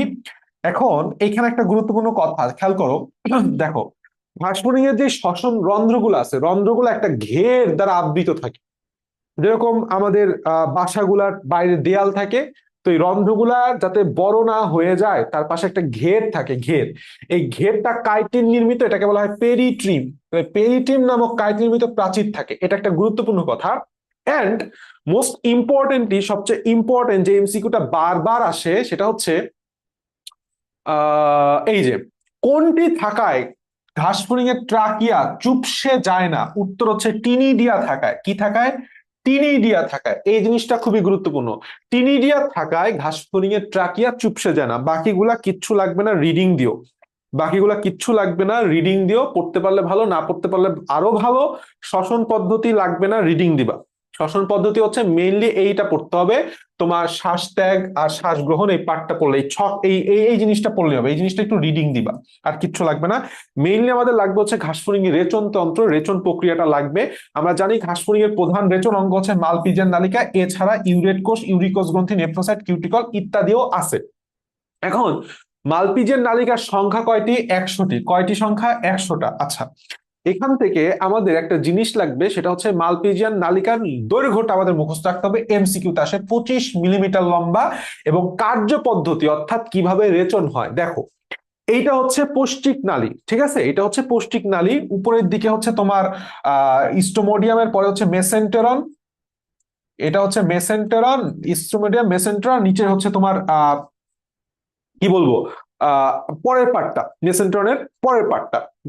এখন এই মেসেন্টেরন এবং মেসেন্টেরনের যে পরের যে পার্টটা আছে সেটার সংযোগ স্থলে এরকম 100টা সুতার মতো স্ট্রাকচার থাকে, যেটাকে বলা হয় হচ্ছে মালপিজিয়ান নালিকা। তো এই মালপিজিয়ান নালিকার দুইটা পার্ট আছে, সেটা হচ্ছে এই পশ্চাৎ দিকের পার্টটা হচ্ছে শোষণের সাথে, শোষণের জন্য অভিযোজিত, অর্থাৎ এরা শোষণের সাথে জড়িত, এরা শোষণ করে। আর গোড়ার দিকের পার্টটা, এটা হচ্ছে ক্ষরণশীল অঞ্চল, এটা হচ্ছে ক্ষরণের সাথে জড়িত, এরা এভাবেই তৈরি হয়েছে, এরা ক্ষরণ করে। তো এটা হচ্ছে আমাদের হিমোলিম্ফ। এই হিমোলিম্ফে পটাশিয়াম ইউরেট থাকে, প্লাস পানি থাকে, প্লাস কার্বন ডাইঅক্সাইড থাকে। এই তিনটা জিনিস যখন আমাদের মালপিজিয়ান নালিকার প্রান্তীয় শোষণক্ষম অঞ্চলের মধ্যে প্রবেশ করে, তখন এরা পরস্পরের সাথে মিলিত হয়ে potassium bicarbonate, potassium bicarbonate plus পানি তৈরি করে। আর একটা জিনিস তৈরি করে, সেটা হচ্ছে ইউরিক অ্যাসিড। এই পটাশিয়াম বাইকার্বনেট আর পানি আবার পুনরায় হিমোলিম্ফে ক্ষরিত হয়, এবং পরবর্তীতে ইউরিক অ্যাসিডটা হচ্ছে মেসেন্টেরন থেকে আস্তে আস্তে আস্তে আস্তে আস্তে আস্তে নিচের দিকে পায়ু পর্যন্ত বিন্যস্ত হয়, তখন ইউরিক অ্যাসিডটা বাইরে নিষ্কাশিত হয়। এটাই হচ্ছে তোমার রেচন প্রক্রিয়া। তাহলে তুমি যখন রেচন প্রক্রিয়াটা লিখবা তখন এই প্যারাটা লিখতে হবে আর ছবিটা লিখতে হবে, খুবই ইজি। এখান থেকে একটা গুরুত্বপূর্ণ এমসিকিউ পার্ট আছে, অতিরিক্ত বা আনুষঙ্গিক রেচন অঙ্গ। এখানে কি লাগবে দেখো, ইউরিক ইউরেট কোষ, এটার অপর নাম হচ্ছে ফ্যাট বডি বা চর্বি কোষ থাকে। আর ইউরিকস গ্রন্থি, পুরুষ ঘাসফড়িং এর মাশরুম গ্রন্থিতে, এটা খুবই কমন কোশ্চেন, প্রচুর পরিমাণে আসছে। পুরুষ ঘাসফড়িং এর মাশরুম গ্রন্থিতে কি থাকে? উত্তর হচ্ছে ইউরিকস গ্রন্থি। নেফ্রোসাইট থাকে হৃদযন্ত্রের পার্শ্বদেশে, কিউটিকল তো কিউটিকলই, এখানে আমাদের আর কিছু করার নাই। সংবেদী অঙ্গ হিসেবে কি কাজ করে দেখো, এমসিকিউ এর জন্য আমি 3 স্টার লিখে দিচ্ছি, এটা খুবই গুরুত্বপূর্ণ। স্পর্শেন্দ্রিয়, রোম এবং ব্রিসল। ঘ্রাণেন্দ্রিয়, অ্যান্টেনা। স্বাদ ইন্দ্রিয়, ম্যাক্সিলারি পাল্প। দর্শনেন্দ্রিয় দুইটা, একটা হচ্ছে ওসেলি আর একটা হচ্ছে পুঞ্জাক্ষী। ওসেলি আর পুঞ্জাক্ষী। শ্রবণ ইন্দ্রিয়, এটা খুবই গুরুত্বপূর্ণ, শ্রবণ ইন্দ্রিয়টা খুবই খুবই খুবই খুবই খুবই খুবই গুরুত্বপূর্ণ। সেটা হচ্ছে আমরা সবাই জানি শ্রবণ থলি বা টিম্প্যানাম। এবং তাপ ইন্দ্রিয়, এটা খুবই গুরুত্বপূর্ণ, সেটা হচ্ছে টার্সাসের পায়ে প্ল্যান্টুলি পেট। আর একটা হচ্ছে উপরের দিকে শ্রবণেন্দ্রিয়, দেখো এখানে লেখা আছে পায়ুর সার্কিতে অবস্থিত রোম শ্রবণ অনুভূতির মাধ্যমে মস্তিষ্কে ভ্রমণ করে, এটা খুবই গুরুত্বপূর্ণ। নিচের কোনটি শ্রবণেন্দ্রিয় হিসেবে কাজ করে? পায়ুর সার্কিতে অবস্থিত রোম। বাস, এখান থেকে আমাদের পড়া শেষ। এখন আমরা একটা পুঞ্জাক্ষীর যে গঠন, সেই পুঞ্জাক্ষীর গঠনটা পড়বো। আমি কিছুক্ষণ আগেই তোমাকে মোটামুটি বলছি যে পুঞ্জাক্ষীর গঠনিক এবং কার্যিক এককে বলা হয় ওমাটিডিয়াম। কি বলে? ওমাটিডিয়াম। সো এই ওমাটিডিয়ামের যে গঠনটা, এই গঠনটা খুবই খুবই খুবই খুবই গুরুত্বপূর্ণ আমাদের সিকিউর জন্য। সো লেটস গো, আমরা আগে একটু চিত্র আঁকবো, চিত্র এঁকে বুঝবো, তারপরে আমরা বইয়ের মধ্যে ঢুকবো। ফার্স্ট অফ অল কথা হচ্ছে, আহ আমি বারবার বলছি, প্রত্যেকটা কোষে একটা কি থাকে? একটা ভিত্তি পর্দা থাকে। একটা কি থাকে? একটা ভিত্তি পর্দা থাকে। হ্যাঁ, আমি যেভাবে আঁকতেছি তুমিও ঠিক সেভাবে আঁকবা। তো কথা হচ্ছে, আহ ঘাসফড়িং এর একটা ওমাটিডিয়াম আঁকার সময় আমরা এইভাবে আঁকাটা শুরু করি। এইভাবে আঁকাটা কি করি? শুরু করি। একটু ব্যাকা হয়ে গেল।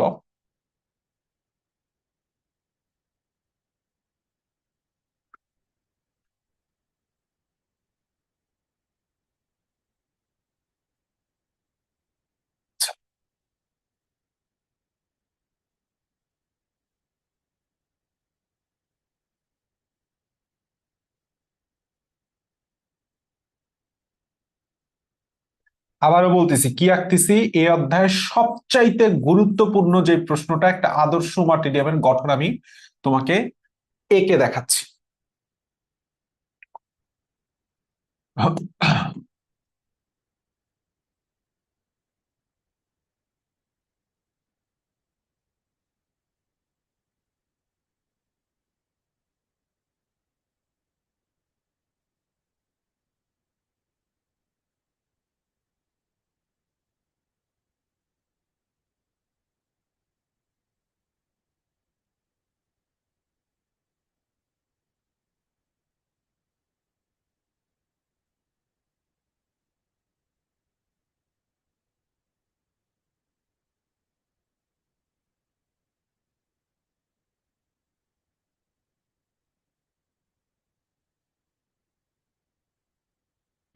লেটস গো, আমরা মোটামুটি আইকে ফেলছি।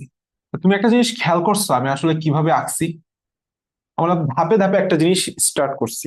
এখন আমরা এই ছবিটাকে মার্কিং করব, একটু নিচের দিকে লেজটা বাকি আছে।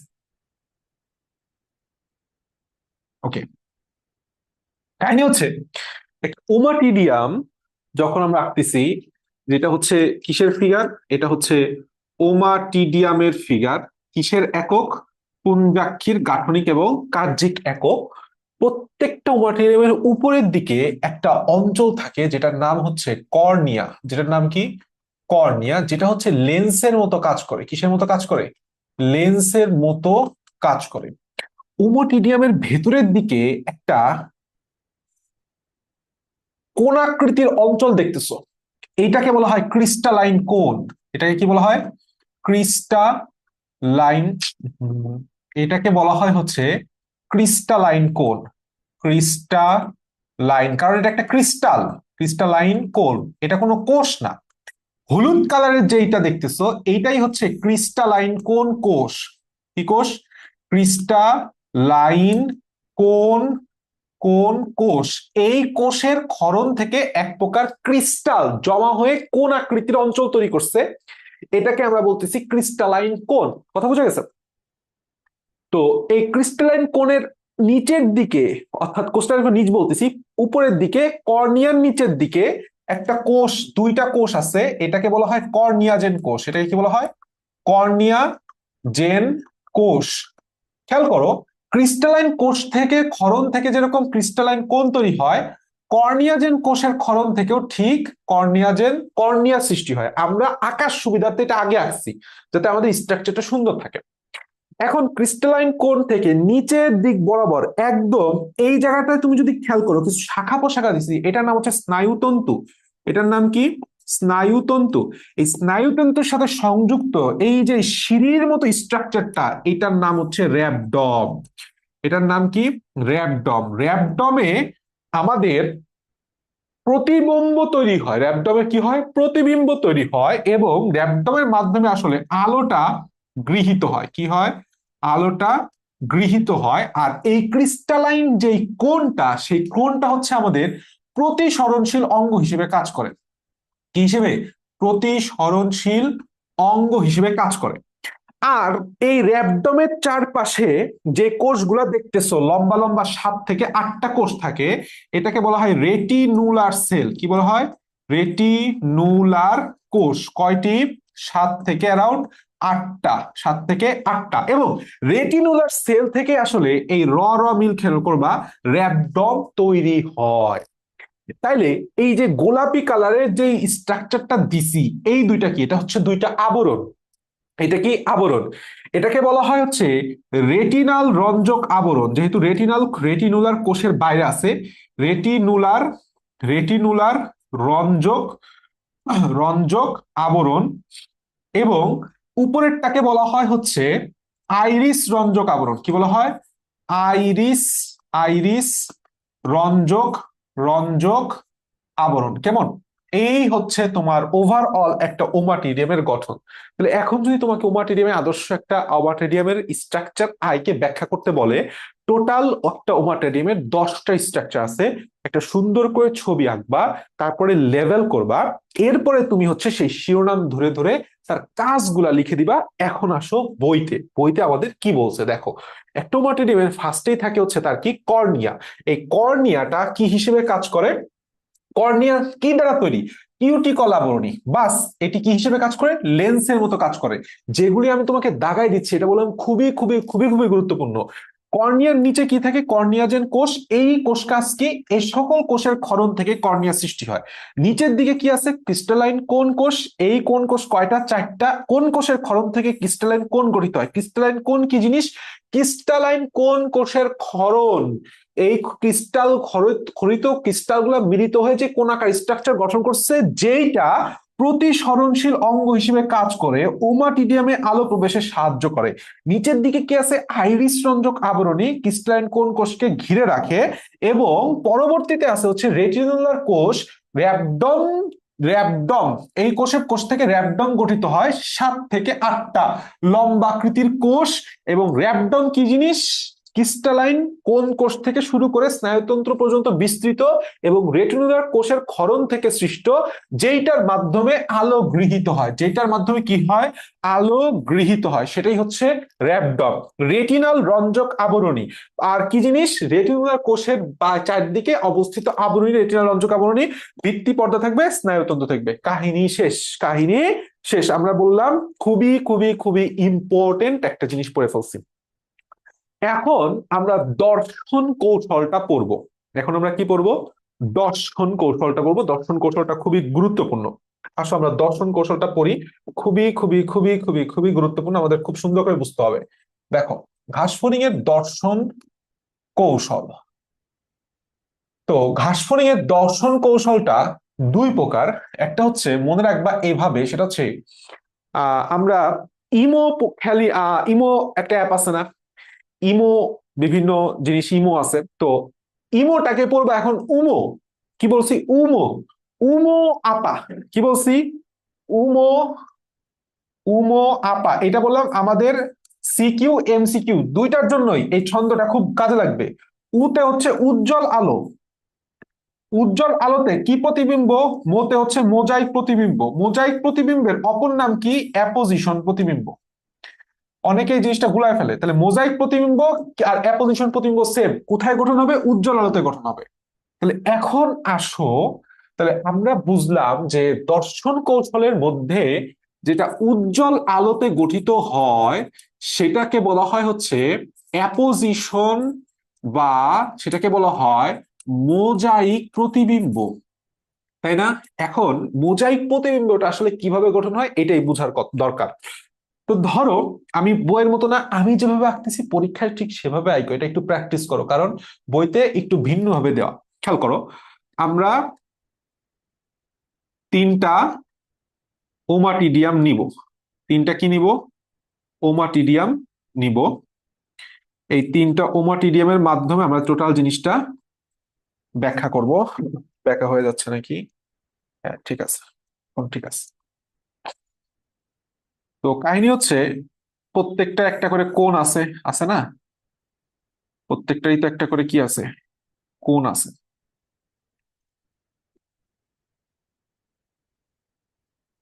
এবং নিচের দিকে কি আছে, র্যাবডম আছে, কি আছে, র্যাবডম আছে, যেখানে আমার প্রতিবিম্বটা গঠন হয়। এটাই তো আমার একটা নর্মাল স্ট্রাকচার।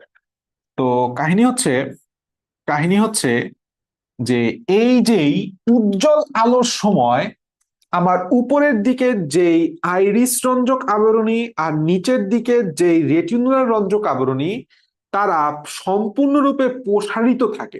সম্পূর্ণরূপে কি থাকে, প্রসারিত থাকে। কথা বুঝছো, সম্পূর্ণরূপে প্রসারিত থাকে, যার কারণে প্রত্যেকটা ওমাটিডিয়াম পরস্পর থেকে পৃথক হয়ে যায়। কারণ এই পাশ থেকে একটা আলোতে আসলে এই মাঝখানের যেই পর্দাটা রেটিনাল রঞ্জক আবরণী আর আইরিস রঞ্জক আবরণীর মাধ্যমে অবিচ্ছেদ্য একটা পর্দা গঠন হয়েছে, সেটা তো আসলে কালো কালারের একটা পর্দা। সেটা আলোটাকে কি করে ফেলে, শোষণ করে ফেলে। সেটা কি করে ফেলে, আলোটাকে শোষণ করে ফেলে। ফলে এই মোজাইক প্রতিবিম্ব গঠনের সময় বা উজ্জ্বল আলোতে প্রত্যেকটা পুঞ্জাক্ষীর প্রত্যেকটা প্রতিবিম্ব, প্রত্যেকটা ওমাটিডিয়াম আলাদা আলাদা ভাবে কাজ করে। কিভাবে কাজ করে, আলাদা আলাদা ভাবে কাজ করে। ঠিক আছে, এই জিনিসটাই বুঝতে হবে, আলাদা আলাদা ভাবে কাজ করে। তাহলে সাপোজ ধরো একটা স্ট্রাকচার আছে এ, আর একটা স্ট্রাকচার আছে বি, আর একটা স্ট্রাকচার আছে সি। তাহলে এই তিনটা স্তর, তিনটা একটা টোটাল এবিসি হচ্ছে একটা বস্তুরই ভিন্ন ভিন্ন পার্ট। একটা বস্তুরই কি পার্ট, ভিন্ন ভিন্ন পার্ট। হ্যাঁ, তাহলে এইখান থেকে আলোগুলা যখন ওমাটিডিয়ামে পড়বে এইভাবে, তখন তারা প্রতিসৃত হয়ে নিজস্ব র্যাবডমে আইসা আপতিত হচ্ছে। খেয়াল করো, এইখান থেকে বললাম রশ্মিটা এই দিক পর্যন্ত যাবে, কিন্তু সে যায় আর এই পাশেরটায় প্রবেশ করতে পারবে না। কারণ কি, এই পাশে টোটাল একটা আবরণী গঠন হয়ে গেছে। অনুরূপ ভাবে বি থেকে আসা প্রতিবিম্বগুলা প্রতিসৃত হয়ে, বি থেকে আসা প্রতিবিম্বগুলা প্রতিসৃত হয়ে সেই পাশের র্যাবডমে আপতিত হবে। সি থেকে আসা প্রতিবিম্বগুলা অনুরূপভাবে প্রতিসৃত হয়ে সেই পাশেরই র্যাবডমে আপতিত হবে। ফলে এ প্রত্যেকটা এ বি সি প্রত্যেকটা একটা বিন্দু বিন্দু প্রতিবিম্ব গঠন হবে। এইভাবে তিনটা আলাদা আলাদা, তিনটা তো আমি এখানে বোঝার সুবিধা দিছি, এরকম অসংখ্য অসংখ্য বিন্দু প্রতিবিম্ব লাস্ট অফ অল আমাদের ব্রেইনে যায় একটা পূর্ণাঙ্গ প্রতিবিম্ব গঠন করে। এইভাবে অসংখ্য ক্ষুদ্র ক্ষুদ্র ক্ষুদ্র প্রতিবিম্ব বিন্দু মিলিত হয়ে একটা পূর্ণাঙ্গ বস্তুর প্রতিবিম্ব গঠন করে বলে এটার নাম হয়েছে মোজাইক প্রতিবিম্ব। আবার অ্যাপোজিশন কেন, কারণ আলাদা আলাদা পজিশনে এক একটা বিন্দুর প্রতিবিম্ব গঠন হচ্ছে, এই জন্যই বলা হয়েছে অ্যাপোজিশন প্রতিবিম্ব। তাহলে তোমাকে আমি যদি অ্যাপোজিশন প্রতিবিম্ব লিখতে বলি, তুমি এই ফিগারটা দিবা আর আমি যা বললাম সেটাই লিখবা। এখন আসো আমাদের নেক্সট যে পার্টটা, সেটা হচ্ছে মৃদু আলো। আর মৃদু আলোতে গঠন হচ্ছে সুপার পজিশন প্রতিবিম্ব। কি প্রতিবিম্ব, সুপার পজিশন। আচ্ছা, একটা কমন সেন্স দিয়ে উত্তর বলো তো, একটা এমসিকিউ এর প্রশ্ন, খুবই এমসিকিউ গুরুত্বপূর্ণ। সেটা হচ্ছে মৃদু আলোতে ভালো দেখা যায় না উজ্জ্বল আলোতে ভালো দেখা যায়, অর্থাৎ স্পষ্ট প্রতিবিম্ব কখন গঠিত হবে? তুমি স্বাভাবিকভাবে বলবো ভাইয়া উজ্জ্বল আলোতে। আসলেই উজ্জ্বল আলোতে হচ্ছে বস্তুর স্পষ্ট প্রতিবিম্ব গঠন হয় আর মৃদু আলোতে বস্তুর ঝাপসা বা অস্পষ্ট প্রতিবিম্ব গঠন হয়। মজার বিষয় হচ্ছে কেন প্রতিবিম্বটা ঝাপসা হয় আমরা এখন সেটাও বুঝবো। তাহলে অনুরূপ ভাবে আমরা তিনটা ওমাটিডিয়াম নিলাম, এটা হচ্ছে প্রত্যেকটা ওমাটিডিয়ামের কোণ,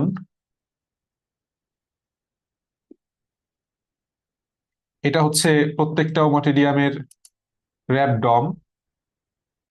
তো এখন কি হয়েছে, আলো তো মৃদু, আলোটা কি, আলো তো মৃদু, মৃদু আলোর কারণে এই যে আইরিস রঞ্জক আবরণী ছিল, এই আইরিস রঞ্জক আবরণী গুলা বললাম প্রসারিত না হয়ে উপরের দিকে উঠে গেছে এবং আমাদের রেটিনাল রঞ্জক আবরণী গুলাও নিচের দিকে সরে আসছে। কথা বোঝা গেছে, নিচের দিকে সরে আসছে, এই পাশের যে পার্টগুলো ছিল সেটাও এভাবে সরে আসছে। অর্থাৎ মাঝখান দিয়ে দেখো একটা গ্যাপ তৈরি হয়েছে, মাঝখান দিয়ে একটা কি তৈরি হয়েছে, মাঝখান দিয়ে একটা গ্যাপ তৈরি হয়েছে, কারণ আমাদের আবরণী গুলা পরিপূর্ণভাবে প্রসারিত হয় নাই, পরিপূর্ণভাবে প্রসারিত হয় নাই। কথা বোঝা গেছে? তাহলে সাপোজ এখন ধরো ঠিক সেম ভাবে আমি একটা বস্তু রাখছি এ বি সি, যেটা এ পয়েন্ট এটা, বি পয়েন্ট এটা, সি পয়েন্ট এটা। এখন কি হয়েছে, এখন হয়েছে হচ্ছে এখান থেকে আইসে সে যখন প্রতিশ্রিত করবে সে আলটিমেটলি প্রতিশ্রিত হয়ে আহ, এই ছবিটা, এই যে এই ছবিটা আসলে আমি তোমাকে আঁকাচ্ছি, এই জায়গাটা আমি তোমাকে আঁকাচ্ছি অ্যাকচুয়ালি, সরি আমার এই যে লাস্ট স্লাইডটা, প্রতিশ্রিত হয়ে এই জায়গায় আপতিত হয়েছে, অর্থাৎ এখানে যেহেতু কোনো বাধা নাই তার পাশের ওমাটিডিয়ামের র্যাবডমে আপতিত হয়েছে। অনুরূপভাবে এই রশ্মিটাও এইভাবে যায়, এইভাবে আপতিত হয়েছে, ফলে এই জায়গায় একটা এর প্রতিবিম্ব গঠন হয়েছে। আর বি তো এখান থেকে প্রতিশ্রিত হয়ে ঠিক আগের মতো এই জায়গায় এসে আপতিত হবেই, হবে না? তাহলে এখানে একটা কি বি এরও প্রতিবিম্ব গঠন হয়েছে। আবার সি এরও অনুরূপ ভাবে একটা প্রতিবিম্ব গঠন হয়েছে, এইভাবে যায় সে এদিক চলে আসে। ফলে এই খেয়াল করো মাঝখানের যেই র্যাবডমটা আছে সেই র্যাবডমে একই সাথে এ বি সি তিনটারই প্রতিবিম্ব একটার পর একটা গঠন হয়েছে। বুঝা গেছে?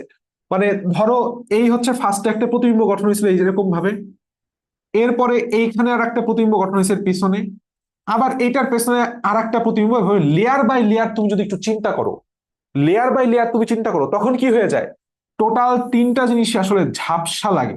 কি লাগে? ঝাপসা লাগে। না এ স্পষ্ট, না বি স্পষ্ট, না সি স্পষ্ট। এইটাকেই বলা হয় সুপার পজিশন। একটা পজিশনের উপর সবগুলা প্রতিবিম্ব সুপার পজিশন, এবং মৃদু আলোতে গঠন হচ্ছে সুপার পজিশন প্রতিবিম্ব।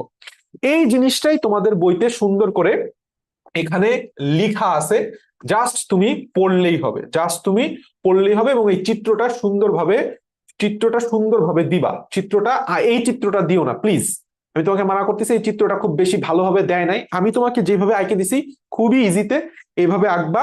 এবং এই যে মৃদু বা সুপার পজিশন প্রতিবিম্ব, এটা যে কোনো একটা দেখা গেছে তোমাকে বর্ণনা করতে বলে, না হলে মোজাইক এবং সুপার পজিশনের তুলনা করতে বলে, যে কথাগুলা বলছি সেই কথাগুলাই লিখে দিয়ে আসবা। দেখো, মোজাইক প্রতিবিম্ব কোথায় গঠিত হয়? তীব্র বা উজ্জ্বল আলোতে, আর সুপার পজিশন প্রতিবিম্ব মৃদু বা স্থীপিত আলোতে। রঞ্জক আবরণীর অবস্থা তীব্র আলোতে কি হয়? সম্পূর্ণরূপে প্রসারিত থাকে, আর সুপার পজিশন রূপে সংকুচিত থাকে।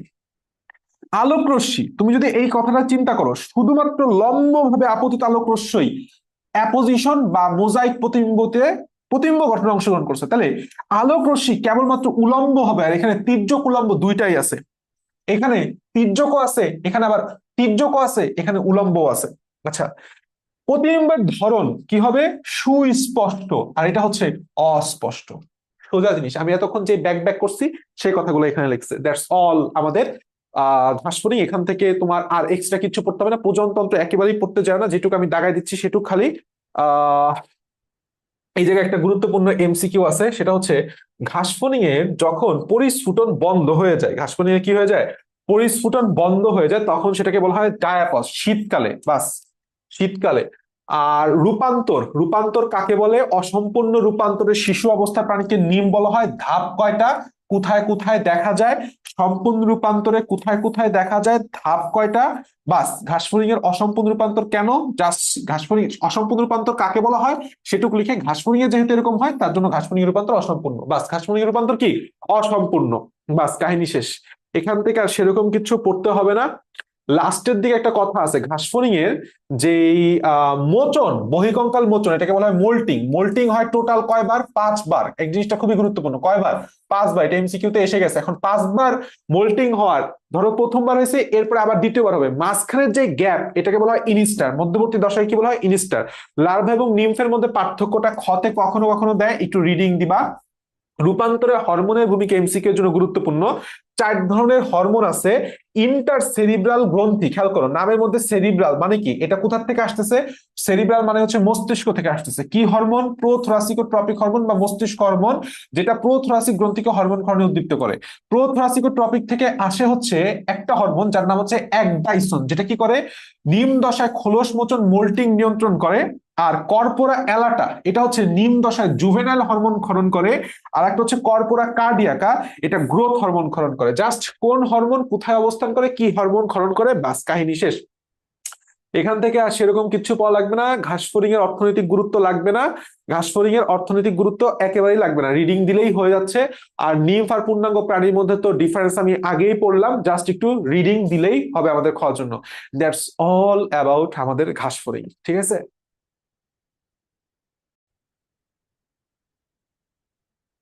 ওকে, আমরা তাহলে এখন চলে যাই হচ্ছে আমাদের পরবর্তী যে পার্টটাই অধ্যায়, সেটা হচ্ছে আমাদের রুই মাছ। তো রুই মাছ খুবই ছোট্ট একটা জায়গা, ঠিক আছে, খুবই ছোট্ট একটা জায়গা। এখান থেকে জাস্ট 3টা জিনিস তুমি যদি পড়ে যাও, তোমার ইনশাল্লাহ কমন পড়ে যাবে। এক নাম্বার হচ্ছে আমাদের ধমনীতন্ত্র। রুই মাছের ধমনীতন্ত্রটা খুবই খুবই খুবই খুবই গুরুত্বপূর্ণ। রুই মাছ থেকে সাধারণত সিকিউ কম দেয় প্রত্যেক বোর্ডেই, তবে হ্যাঁ দিলেও দিতে পারে। বায়ুথলির গঠন, আর একটা হচ্ছে রুই মাছের প্রাকৃতিক সংরক্ষণ, মানে রুই মাছের কে আমরা কিভাবে বিলুপ্তির হাত থেকে রক্ষা করব, এটসেট্রা এটসেট্রা, আমরা সেই জিনিসটা পড়বো। So let's go. আমাদের রুই মাছের আমি বাকি সবই বললাম এমসিকিউ এর জন্য পড়াবো, সিকিউ এর জন্য খালি এটুকুই, সাথে আরো কিছু দেখাবো। একটা খুবই গুরুত্বপূর্ণ এমসিকিউ, সেটা হচ্ছে রুই মাছ, আমরা যেই রুই মাছের স্পেসিসটা নিছি এটা হচ্ছে ল্যাবিও রোহিটা, বৈজ্ঞানিক নামটা অবশ্যই গুরুত্বপূর্ণ। এবং এই টোটাল রুই মাছের মাথা ছাড়া, মাছের মাথায় কোনো আইস থাকে না, কিন্তু সারা দেহে সাইক্লয়েড আইস থাকে। এটা খুবই গুরুত্বপূর্ণ। রুই মাছের আইস কি টাইপের আইস, সাইক্লয়েড আইস। অ্যাক্টিনোপ্টারিজির মধ্যে 2 টাইপের আইস পাওয়া যায়, সাইক্লয়েড এবং টিনয়েড, তার মধ্যে রুই মাছে হচ্ছে সাইক্লয়েড পাওয়া যায়। আচ্ছা, এবং রুই মাছটা হচ্ছে গুরুত্বপূর্ণ একটা মেজর কার্প। রুই মাছ কি কার্প, মেজর কার্প মাছ। এখান থেকে আর সেরকম কিচ্ছু পড়া লাগবে না। আমরা নেক্সটে যাই, এই পৃষ্ঠা থেকেও কিচ্ছু লাগবে না। আমাদের এই পরবর্তী পৃষ্ঠা একটা গুরুত্বপূর্ণ কথা আছে, এটা এমসিকিউ এর জন্য খুবই গুরুত্বপূর্ণ, এটা বারবার আসছে বোর্ডে। সেটা হচ্ছে রুই মাছ কত ডিগ্রি সেলসিয়াস তাপমাত্রার নিচে বাঁচতে পারে না, 14 ডিগ্রি সেলসিয়াস তাপমাত্রা, কম তাপমাত্রার পানিতে বাঁচতে পারে না। That's all. এখন আমরা সরাসরি ল্যাবিওরোহিটার বাহ্যিক গঠনে চলে যাব। তুমি দেখতেই পাচ্ছ যে আমাদের রুই মাছটা এমন ভাবে গঠিত যে এইটা চিকন, এইটুক মোটা, আবার এইটুক চিকন, আবার তুমি যদি উপর থেকে দেখো ঠিক একইভাবে দেখা যায়। এই গঠনটাকে বলা হয় স্ট্রিম লাইন। স্ট্রিম লাইন হওয়ার কারণে তাদের যেই স্রোতের অভিমুখ বলো আর স্রোতের বিপরীতমুখী বলো, চলতে বাধা পায় না, এরা চলতে বাধা পায় না। তো টোটাল একটা রুই মাছের গঠনে 3টে স্ট্রাকচার, একটা হচ্ছে মাথা, আর একটা হচ্ছে তার দেহকাণ্ড, আর একটা হচ্ছে তার লেজ। এবং খুবই গুরুত্বপূর্ণ একটা কথা, খুবই গুরুত্বপূর্ণ একটা কথা, লেজটা হচ্ছে আমাদের হোমো সার্কাল। এটা এমসিকিউ তে প্রচুর পরিমাণে আসে। হোমো সার্কাল লেজ, হোমো সার্কাল লেজ, এটা খুবই খুবই গুরুত্বপূর্ণ। আচ্ছা, এখন মাথার সামনে তুমি, আমরা মাথার মধ্যে ঢুকবো, মাথায় কি দেখা যাচ্ছে। মাথাটা আমি আগেই বলছি, মাথার থেকে একটা জিনিসই পড়তে হবে। মাথা, ঠান্ডা লেগে গেছে। মাথাটা হচ্ছে আইসবিহীন, কিন্তু দেহকাণ্ড এবং লেজ মিউকাসময় সাইক্লয়েড আইসে আবৃত। ঠিক আছে, এই কথাটা খুবই গুরুত্বপূর্ণ। আর একটা কথা বলা আছে, মাথার পেছনের 2 পাশে ধুলকা প্রকোষ্ঠকে ঢেকে অবস্থান করে 2টি বেশ বড় পাতলা কান অপারকুলাম। অপারকুলাম আসলে ঢাকনা আর কিচ্ছু না, আর কানকোর নিচে কিনারে একটা ব্রাঙ্কিওস্টেগাল পর্দা থাকে। বিষয়টা কি, ধরো এইটা হচ্ছে রুই মাছের মাথা, এটা হচ্ছে রুই মাছের চোখ। তো দেখবা যে রুই মাছের এই জায়গায় একটা বড় গহ্বর থাকে, যে গহ্বরটা হচ্ছে এই জায়গায় আসলে আমাদের অনেকগুলা ফুলকা থাকে, 4 জোড়া ফুলকা আমরা জানি। এই এই 4 জোড়া ফুলকাকে ঘিরে একটা আহ সুন্দর একটা আবরণ থাকে, ঠিক আছে, সুন্দর একটা কি থাকে, একটা আবরণ থাকে। এই আবরণটাকে বলা হয় হচ্ছে, এই আবরণটা ফুলকা প্রকোষ্ঠটাকে ঘিরে রাখে, ঢেকে রাখে, এটাকেই বলা হয় হচ্ছে আমাদের কানকো বা অপারকুলাম। কানকো, কানকো বা অপারকুলাম, মনে থাকবে, কানকো বা অপারকুলাম।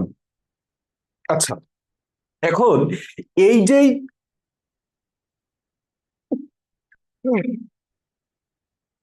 অপারকুলাম বা কানকো তুমি দেখতে পাচ্ছ, এইটার সাথে এই কিনারা বরাবর একটা চিকন পাতলা পর্দা থাকে। আমি একটু দেখাই দিচ্ছি তোমাদেরকে। এই যে এই বরাবর একটা চিকন পাতলা পর্দা থাকে, কেমন, এই পাতলা পর্দাটাকেই বলা হয় হচ্ছে, হুম, বাহ ভালোই ঠান্ডা লাগছে। আচ্ছা আসো, এই যে পাতলা পর্দাটাকে বলা হয় হচ্ছে ব্রাঙ্কিওস্টেগাল পর্দা। কি বলা হয়? ব্রাঙ্কিওস, ব্রাঙ্কিওস্টেগাল, ব্রাঙ্কিওস্টেগাল পর্দা। তাহলে কানকো কি জিনিস আর ব্রাঙ্কিওস্টেগাল পর্দা কি জিনিস আমরা মোটামুটি বুঝতে পারছি। ওকে, লেটস গো। এখানে দেহকাণ্ডের মধ্যে কিছু গুরুত্বপূর্ণ কথা বলছে। তার মধ্যে দেখো, দেহকাণ্ডে আমরা নিচের দিকে তিনটা ছোট ছিদ্র পাই। তিনটা ছোট কি পাওয়া যায়? ছিদ্র পাওয়া যায়। এই ছিদ্রগুলোকে আমরা মনে রাখি হচ্ছে পাঁজর দিয়ে। কিভাবে মনে রাখি? পাঁজর দিয়ে। সে হচ্ছে প্রথমে পায় ছিদ্র, জতে জনন ছিদ্র, রতে রেচন ছিদ্র। এখান থেকে সেরকম কিছু লাগবে না। পাখনা সমূহ হচ্ছে আমাদের লাগবে। আমাদের পাখনার থেকে আসলে কি পড়তে হবে? পাখনা, বক্ষ পাখনা, পাখনা রশ্মি, শ্রোণী পাখনা, পাখনা রশ্মি। দেখো, শ্রোণী ন, নয়ের ন, এবং পৃষ্ঠ পাখনা, পতে পৃষ্ঠ, পতে 15। আচ্ছা, পায়ু পাখনা, এটা হচ্ছে টোটাল 7টা। পুচ্ছ পাখনা, প্রধান চলনাঙ্গ, এই জিনিসটা খুবই গুরুত্বপূর্ণ, 19টা পাখনার হচ্ছে। হুম। তাহলে আমরা যদি জাস্ট আমাদের কি পড়তে হয় আমি তোমাকে বুঝাই দিতে পারছি আশা করি। সেটা হচ্ছে, জাস্ট পাখনা রশ্মি গুলার নাম, কয়টা পাখনা রশ্মি, আর একটা জিনিস এক্সেপশনাল, প্রধান চলনাঙ্গ হিসেবে কাজ করে কোন পাখনা? পুচ্ছ পাখনা। এটা এমসিকিউ এর জন্য খুবই খুবই খুবই খুবই গুরুত্বপূর্ণ। আচ্ছা আসো, এখন লেজ, লেজের যে বিষয়টা সেটা হচ্ছে আমরা একটা জিনিসই পড়বো, লেজ হচ্ছে হোমো সার্কাল। আচ্ছা, ভালো একটা কথা মনে পড়ে বলো ক্লাস নিতে নিতে, সেটা হচ্ছে সামনে তোমাদের পরীক্ষা আছে। তো যখনই তুমি এই ক্লাসটা দেখো না কেন, নিজের হেলথের উপর একটু ফোকাস দাও, ওকে? মানে নিজে সুস্থ থাকো, নিজের মেন্টাল হেলথ, নিজের ফিজিক্যাল হেলথ, জ্বর যাতে না আসে, পেট খারাপ যাতে না হয়, ঠান্ডা যাতে না লাগে। এই যে আমার হঠাৎ করে বৃষ্টিতে ভিজার কারণে ঠান্ডা লেগে গেছে। ওকে, এখন আইসের বেলা একটা খুবই গুরুত্বপূর্ণ কথা আমি বারবার বলতেছি, যে আইসটা হচ্ছে সাইক্লয়েড আইস আমাদের। এবং আইসের এই ছবিতে একটা কিছু গুরুত্বপূর্ণ কথা আছে, আমি তোমাকে বুঝাই দিই। দেখো, আইসের বড় একটা অংশ প্রথিত অবস্থায় থাকে আমাদের রুই মাছের চামড়ার যে বাইরের স্তরটা, এটাকে বলা হয় এপিডার্মিস। তাহলে এপিডার্মিসের মধ্যে ছোট ছোট খাস কাটা স্তর থাকে, খাস কাটা স্তরটাকে বলা হয় এপিডার্মাল পকেট। কি বলা হয়? Epidermal pocket. এই টোটাল পার্টটা এপিডার্মাল পকেটে প্রথিত থাকে। তো তুমি খেয়াল করবা, একটা নির্দিষ্ট সেন্টারের কে কেন্দ্র করে কিছু রেখা ঘুরে আসে, এই নির্দিষ্ট সেন্টারটাকে বলা হয় ফোকাস। কি বলা হয়? ফোকাস বলা হয়। এবং এই যে রেখাগুলা, এই রেখাগুলাকে বলা হয় হচ্ছে সার্কুলি। কিছু কিছু সার্কুলি দেখবা বেশ বড়, লাল কালার দিয়ে দেখা হয়েছে, বেশ মোটা, এদেরকে বলা হয় হচ্ছে অ্যানুলাস। কারণ কি? এদের দিয়ে অ্যানুয়াল বৃদ্ধি বা বার্ষিক বৃদ্ধিটা বোঝা যায়। তাহলে অ্যানুলাসের অপর নাম হচ্ছে বার্ষিক বৃদ্ধি রেখা। কি বলছি? অ্যানুলাসের অপর নাম কি?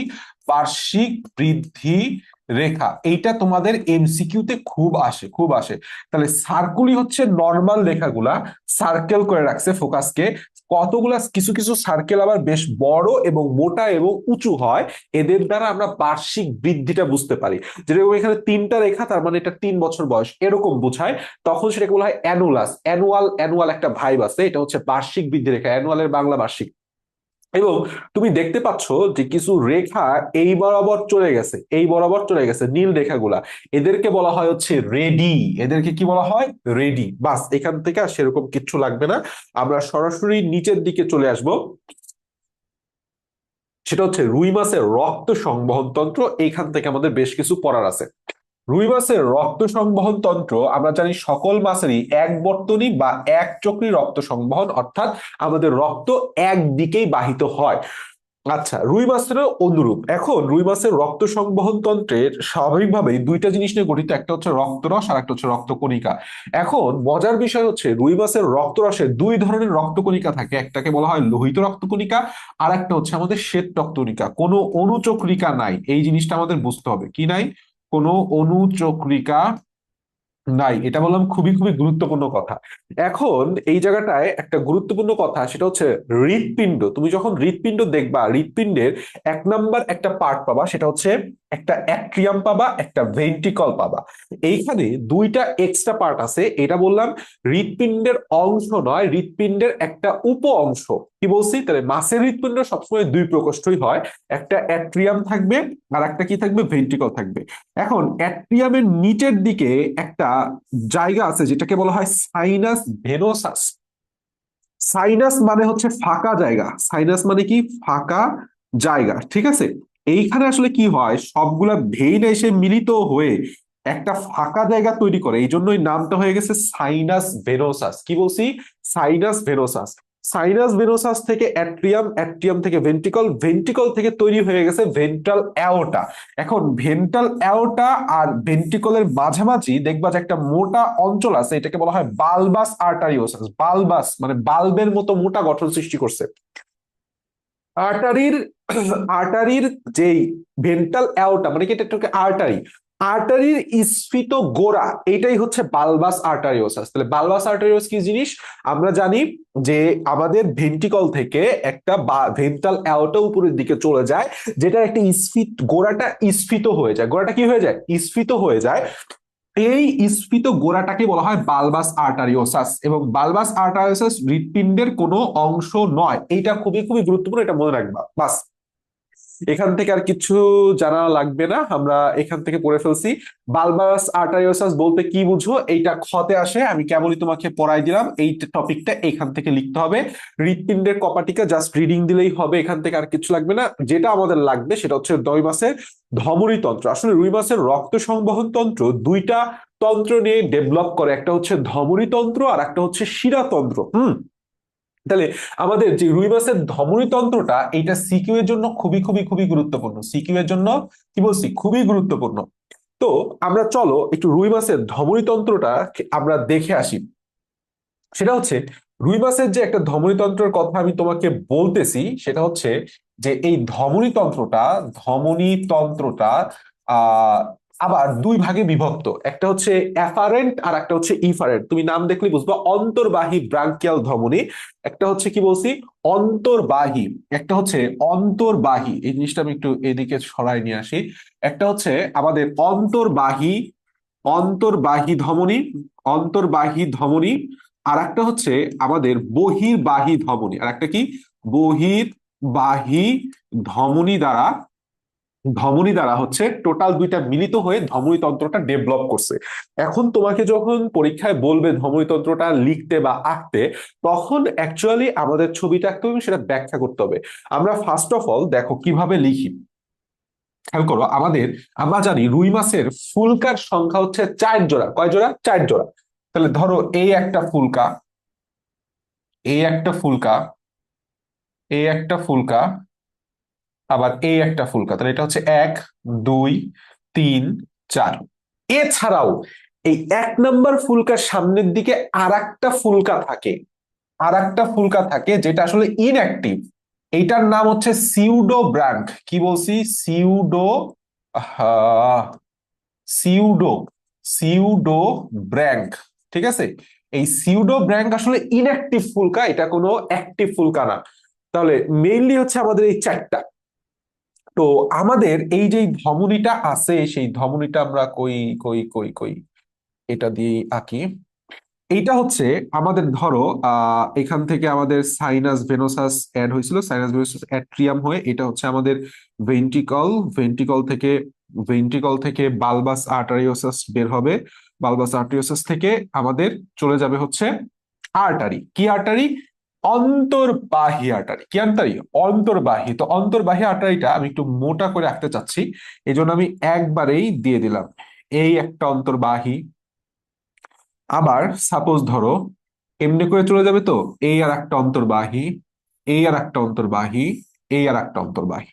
তাহলে এই যে নীল কালারের যে জিনিসটা দিচ্ছি, আমি এই জিনিসটাকে এইভাবে একসাথে মিশাই দেই, বাস আর কোনো সমস্যাই থাকলো না। বাস, বাস। তাহলে এই যে প্রত্যেকটা ছবি আমি তোমাকে দেখাচ্ছি, তাহলে এরা হচ্ছে কি এক একটা অন্তর্বাহী, অন্তর্বাহী ব্র্যাঙ্কিয়াল ধমনী। এইটা তাহলে কি, এটা 1 নাম্বার, যেহেতু 1 কে দিচ্ছে 2 নাম্বার, এটা 3 নাম্বার, এইটা আমাদের 4 নাম্বার। আমি কি তোমাকে বুঝাইতে পারতেছি কথাগুলা? I hope so, I hope so. So এখন তুমি একটা জিনিস চিন্তা করো, যে এই অন্তর্বাহী ব্রাঙ্কিয়াল ধমনীগুলা থেকে রক্ত যাচ্ছে কোথায়? ফুলকায়। ফুলকা থেকে অক্সিজেনেটেড হয়ে কোথায় সে চলে যাবে? বহির্বাহিতে হবে। তাহলে অন্তর্বাহী ধমনী হচ্ছে অক্সিজেন রিক্ত রক্ত পরিবহন করে। কি বলছি? অক্সিজেন রিক্ত মানে কি? অক্সিজেন বিহীন, অক্সিজেন বিহীন রক্ত সরবরাহ করে। সো আমি এরপর একটা লাল কালার নিলাম। আচ্ছা, এখন কি হবে খেয়াল করো, যে আমাদের এইখান থেকে তো ধমনী সৃষ্টি হবে। এখান থেকে কি সৃষ্টি হবে? ধমনী সৃষ্টি হবে। সো আমি ধমনীটা এইভাবে দিব। আমার আঁকাটা খেয়াল করো, আমার আঁকাটা খেয়াল করো, ঠিক আছে? আমি জাস্ট 4টা দাগ দিছি, যে 4টা দাগের মাধ্যমে আমি কি বুঝাইতে চাচ্ছি? বহির্বাহী ব্র্যাঙ্কিয়াল ধমনী। এখন বহির্বাহী যে ব্র্যাঙ্কিয়াল ধমনীগুলা, এইটা 1, এটা 2, এটা 3, এটা 4। এই 1 নাম্বারটা হচ্ছে সামনের দিকে সিউডো ব্রাঙ্কে রক্ত সরবরাহ করে। তাহলে সিউডো ব্রাঙ্কে রক্ত সরবরাহ করে কি? 1 নাম্বার বহির্বাহী ধমনী। মনে রাখবা, 1 নাম্বার 2 নাম্বার বাম পাশে মিলিত হয়। কিসে? বাম পাশে মিলিত হয়। আর 3 নাম্বার 4 নাম্বার ডান পাশে একত্রে মিলিত হয়। মিলিত হয়ে এরা একটা সার্কেল টাইপের গঠন করে। এরা একটা কি টাইপের গঠন করে? সার্কেল টাইপের গঠন করে। কারণ এরা মিলিত হয়ে এইদিকে একটা, আবার ঠিক বাম পাশে ধরো এটা আঁকছি, ডান পাশে অনুরূপ আর একটা, আরগুলা ধমনী মিলিত হয়ে এরকম একটা ধমনী বলয় সৃষ্টি করে। এরকম কি সৃষ্টি করে? একটা ধমনী বলয় সৃষ্টি করে। এই ধমনী বলয়কে বলা হয় সার্কিউলাস সেফালিকাস। কি বলা হয়? সার্কিউলাস, কিউলাস, সার্কিউলাস সেফালিকাস। তাহলে এরা কি ধমনী? এরা হচ্ছে আমাদের বহির্বাহী ব্রাঙ্কিয়াল ধমনী। বহির্বাহী ব্রাঙ্কিয়াল ধমনী। এরা অক্সিজেন যুক্ত রক্ত পরিবহন করে। তাইলে তুমি যখন এই চিত্রটা লিখবা, এই চিত্রটা তুমি যখন লিখবা বা চিত্রটা যখন আঁকবা, প্রশ্নটার উত্তর যখন তুমি লিখবা, তখন তোমাকে সর্বপ্রথম অ্যাফারেন্ট বা অন্তর্বাহী ব্রাঙ্কিয়াল ধমনী দিয়ে শুরু করতে হবে, এবং নিচে সুন্দর করে একটা ফিগার লিখে দিবা। সেটা হচ্ছে রুই মাছের কি তন্ত্র? ধমনী তন্ত্র। তাহলে আমি যখন আসলে অ্যাফারেন্ট বা অন্তর্বাহী ধমনী সিস্টেম বা ধমনীটা ব্যাখ্যা করতে যাব, তখন আমার লিখতে হবে যে রুই মাছের হৃৎপিণ্ড থেকে সৃষ্ট যে অ্যাওর্টা ছিল, ভেন্ট্রাল অ্যাওর্টার গোড়া থেকে পরবর্তীতে যথাক্রমে 1, 2, 3, 4 এই অন্তর্বাহী ধমনীগুলো যথাক্রমে 1, 2, 3, 4 ফুলকায় রক্ত সরবরাহ করে। পরবর্তীতে আমার বললাম কাহিল লেখা শেষ। পরবর্তীতে এই 1, 2, 3, 4 নম্বর ফুলকা থেকে অক্সিজেন যুক্ত রক্ত যথাক্রমে 1 নাম্বার, 2 নাম্বার, 3 নাম্বার, 4 নাম্বার কি বহির্বাহী ব্র্যাঙ্কিয়াল ধমনীতে রক্ত সরবরাহ, বহির্বাহী ধমনী তন্ত্র সৃষ্টি করে। যেই এবং 1 নাম্বারটা কাকে রক্ত দিচ্ছে? সিউডোব্রাঙ্কে। এবং এরা পরস্পর মিলিত হয়ে উভয় পাশের বহির্বাহী ধমনীগুলো মিলিত হয়ে কি গঠন করতেছে? আমাদের একটা বৃত্তাকার বলয় সৃষ্টি করতেছে, যার নাম হচ্ছে সার্কিউলাস সেফালিকাস। এখন সার্কিউলাস সেফালিকাস থেকে পরবর্তীতে সামনের দিকে কি যাবে? সামনের দিকে সেরিব্রাল যেই ধমনীগুলো আছে মস্তিষ্কে রক্ত সরবরাহ করবে। আর নিচের দিকে ধমনী চলে যাবে। নিচের দিকে ধমনীর জন্য বিভিন্ন শাখা প্রশাখা দেয়। এখন সেই জায়গাটায় আসো, দেখো এই জায়গা বললাম শিখ সেম কথাই বলছে। সিক্স সেম সেম কথা এগুলো বলছে, এখান থেকে এক্সট্রা কিছু নাই, এবং সেম ছবিটাই আমাদের বললাম আঁকছে। এখন দেখো নিচের দিকে যে ডর্সাল অ্যারোটা, উপরের দিকে তো আমাদের দুইটা ক্যারোটিড আর ধমনী চলে যায়, মস্তিষ্কের ধমনী যেটা বলা, নিচের দিকেটা বলা হয় যেহেতু লেস, তাহলে ডর্সাল অ্যারোটা, এই ডর্সাল অ্যারোটা নিচের দিকে যাওয়ার সময় বিভিন্ন শাখা দেয়, এখানে বিভিন্ন শাখা দেয়, ঠিক আছে, বিভিন্ন শাখা দেয়। এই শাখাগুলার নাম আমাদের কাজ, কোথায় কোন ধমনী কোথায় রক্ত দিচ্ছে, এইটা আমাদের এমসিকিউ এর জন্য খুবই গুরুত্বপূর্ণ, এটা আমাদের এমসিকিউ এর জন্য খুবই খুবই খুবই খুবই গুরুত্বপূর্ণ। এটা কি পড়তে হবে দেখো, সাবক্লাভিয়ান ধমনী, সাবক্লাভিয়ান, বলতো ক্লাভিকল কোথায় থাকে, বক্ষে থাকে, তাহলে দেখো বক্ষ পাখনা বক্ষ চক্র, অর্থাৎ নামের সাথে বক্ষ আছে। সিলিয়াকো মেসেন্টারিক, মেসেন্টারিক মানেই হইতেছে তোমার অন্ত্র বা তোমার পরিপাকতন্ত্র সম্বন্ধীয়, দেখো পাকস্থলী, অন্ত্র, যকৃত, অগ্নাশয়, মলাশয় ইত্যাদি সব কি জড়িত আমাদের পরিপাক সংক্রান্ত। প্যারাইটাল, প্যারাইটাল মানে হচ্ছে গাত্রীয়, দেহের দেহের গাত্রে, গাত্র মানে কি দেহ প্রাচীর। রেনাল মানে বুঝতেছো কিডনি মানে বৃক্ক। ইলিয়াক, বলতো আমাদের ইলিয়াক অঞ্চলে কি থাকে, আমাদের যে ইলিয়াক অঞ্চল, বক্ষ, বক্ষের পরে উদর, আর তারপর হচ্ছে নিচে হচ্ছে ইলিয়াক, ইলিয়াক ফসা পড়ছি না, ইলিয়াম পড়ছি না, ইলিয়ামটা থাকে কোথায় ভাই, শ্রোণী অঞ্চলে, তাহলে শ্রোণী পাখনা। আর কডাল মানেই হচ্ছে লেজে রক্ত সরবরাহ করে, খুবই গুরুত্বপূর্ণ। রুই মাছের শিরাতন্ত্র, রুই মাছের শিরাতন্ত্র থেকে কিচ্ছু পড়ার নাই, জাস্ট রিডিং দিবা, এটা কখনোই আমাদের সিকিউতে আসবে না, এমসিকিউতে আসবে না, তুমি জাস্ট রিডিং দিবা, এখান থেকে সেরকম কিছু পড়ার নাই। রক্ত সংবহনের যেই আমাদের ফ্লো চার্টটা আছে, এইটা এইটা সুন্দর করে পড়বা। দেখো সহজ কথায় আমি তোমাকে বলি যে প্রথমে আসলে কি থাকে, রক্তটা আমাদের যে ব্লাডটা আছে সেই ব্লাডটা সাইনাস ভেনাসে আসে, সাইনাস ভেনাসাস থেকে অ্যাট্রিয়াম, ভেন্ট্রিকল হয়ে বালবাস আর্টারিয়াস, ভেন্ট্রাল অ্যাওর্টার মাধ্যমে অন্তর্বাহী ব্রাঙ্কিয়াল ধমনীতে আসে, যেটা হচ্ছে অক্সিজেন রিক্ত বা অক্সিজেন শূন্য কিন্তু কার্বন ডাইঅক্সাইড যুক্ত, সেটা ফুলকায় যায়, ফুলকা থেকে অক্সিজেন যুক্ত হয়ে বহির্বাহী ধমনীর মাধ্যমে দেহের অঙ্গ সময় যায়, সেখান থেকে আবার শিরাতন্ত্রে বিশ্লেষিত হয়ে ডাক্টাস কুভেরির মাধ্যমে সাইনাস ভেনাসাসে পৌঁছায়। বাস, ডাক্টাস কুভেরি কি জিনিস এটা বোঝার দরকার না, আমি জাস্ট তোমাকে একটু পড়ায় দিচ্ছি, তুমি যদি একটু খেয়াল করো এই ছবিটার দিক তাকাও, এটা হচ্ছে তোমার হৃৎপিণ্ড। তো এই হৃৎপিণ্ডের এই যে জায়গাটা, এই যে জায়গাটা, এটাকে বলা হয় ডাক্টাস কুভেরি, এটাকে কি বলা হয়, ডাক্টাস কুভেরি, ঠিক আছে, আর কিচ্ছু না, এইটুকু জাস্ট জানলেই হবে, এক্সেপশনাল কিচ্ছু না, হৃৎপিণ্ডের সংবহন কিচ্ছু লাগবে না, আর মানুষের হৃৎপিণ্ড পারলে রিডিং দিও, না পারলে আরো ভালো পড়া লাগবে না। রুই মাছের শ্বসনতন্ত্রটা লাগবে 100%, আমাদের শ্বসনতন্ত্রের প্রধান উপাদান যেরকম আমাদের কি বলি ফুসফুস, 100% রুই মাছের সেটা ফুসফুস না, সেটা কি হবে, ফুলকা হবে। এখন কথা হচ্ছে ফুলকার আমাদের গঠনটা আমাদের একটু পড়তে হবে। দেখো আমরা ফুলকার গঠনের দিকে আসি, এখানে গঠনটা খুব সুন্দর করে দেয়া নাই। আসলে ফুলকা তো এক সারিতে অসংখ্য বিন্যস্ত থাকে, ঠিক আছে, ধরো এরকম ভাবে অসংখ্য, একটা দুইটা তিনটা চারটা পাঁচটা ছয়টা সাতটা আটটা নয়টা দশটা এগারোটা বারোটা এরকম অসংখ্য ফুলকা একসাথে পরস্পরের সাথে সংযুক্ত থাকে, মানে ফুলকা সূত্রক যেটাকে বলা হয়, ঠিক আছে, কি বলা হয়, ফুলকা সূত্রক। তো ফুলকা সূত্রক গুলা দেখতে হচ্ছে অনেকটা এরকম,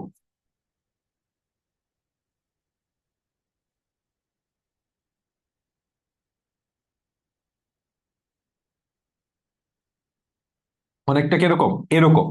তো তুমি একটা জিনিস খেয়াল করছো যে একটা সূত্রকের একটা অংশের দুইটা পার্ট আমার আছে, একটা হচ্ছে বাম দিকে একটা ডান দিকে, এই পার্টটাকে বলা হয় হচ্ছে হেমিব্রাঙ্ক, প্রত্যেক অর্ধেকটাকে এটাকেও বলা হয় হেমিব্রাঙ্ক, মানে অর্ধ ফুলকা। এখন দুইটাকে বলা হয় একসাথে হচ্ছে হলোব্রাঙ্ক, দুইটাকে কি বলা হয় একসাথে হলোব্রাঙ্ক। আর মাঝখানে ছোট একটা ব্যবধায়ক পর্দা থাকে, এটাকে বলা হয় ফুলকা ব্যবধায়ক, কি বলা হয়, ফুলকা ব্যবধায়ক।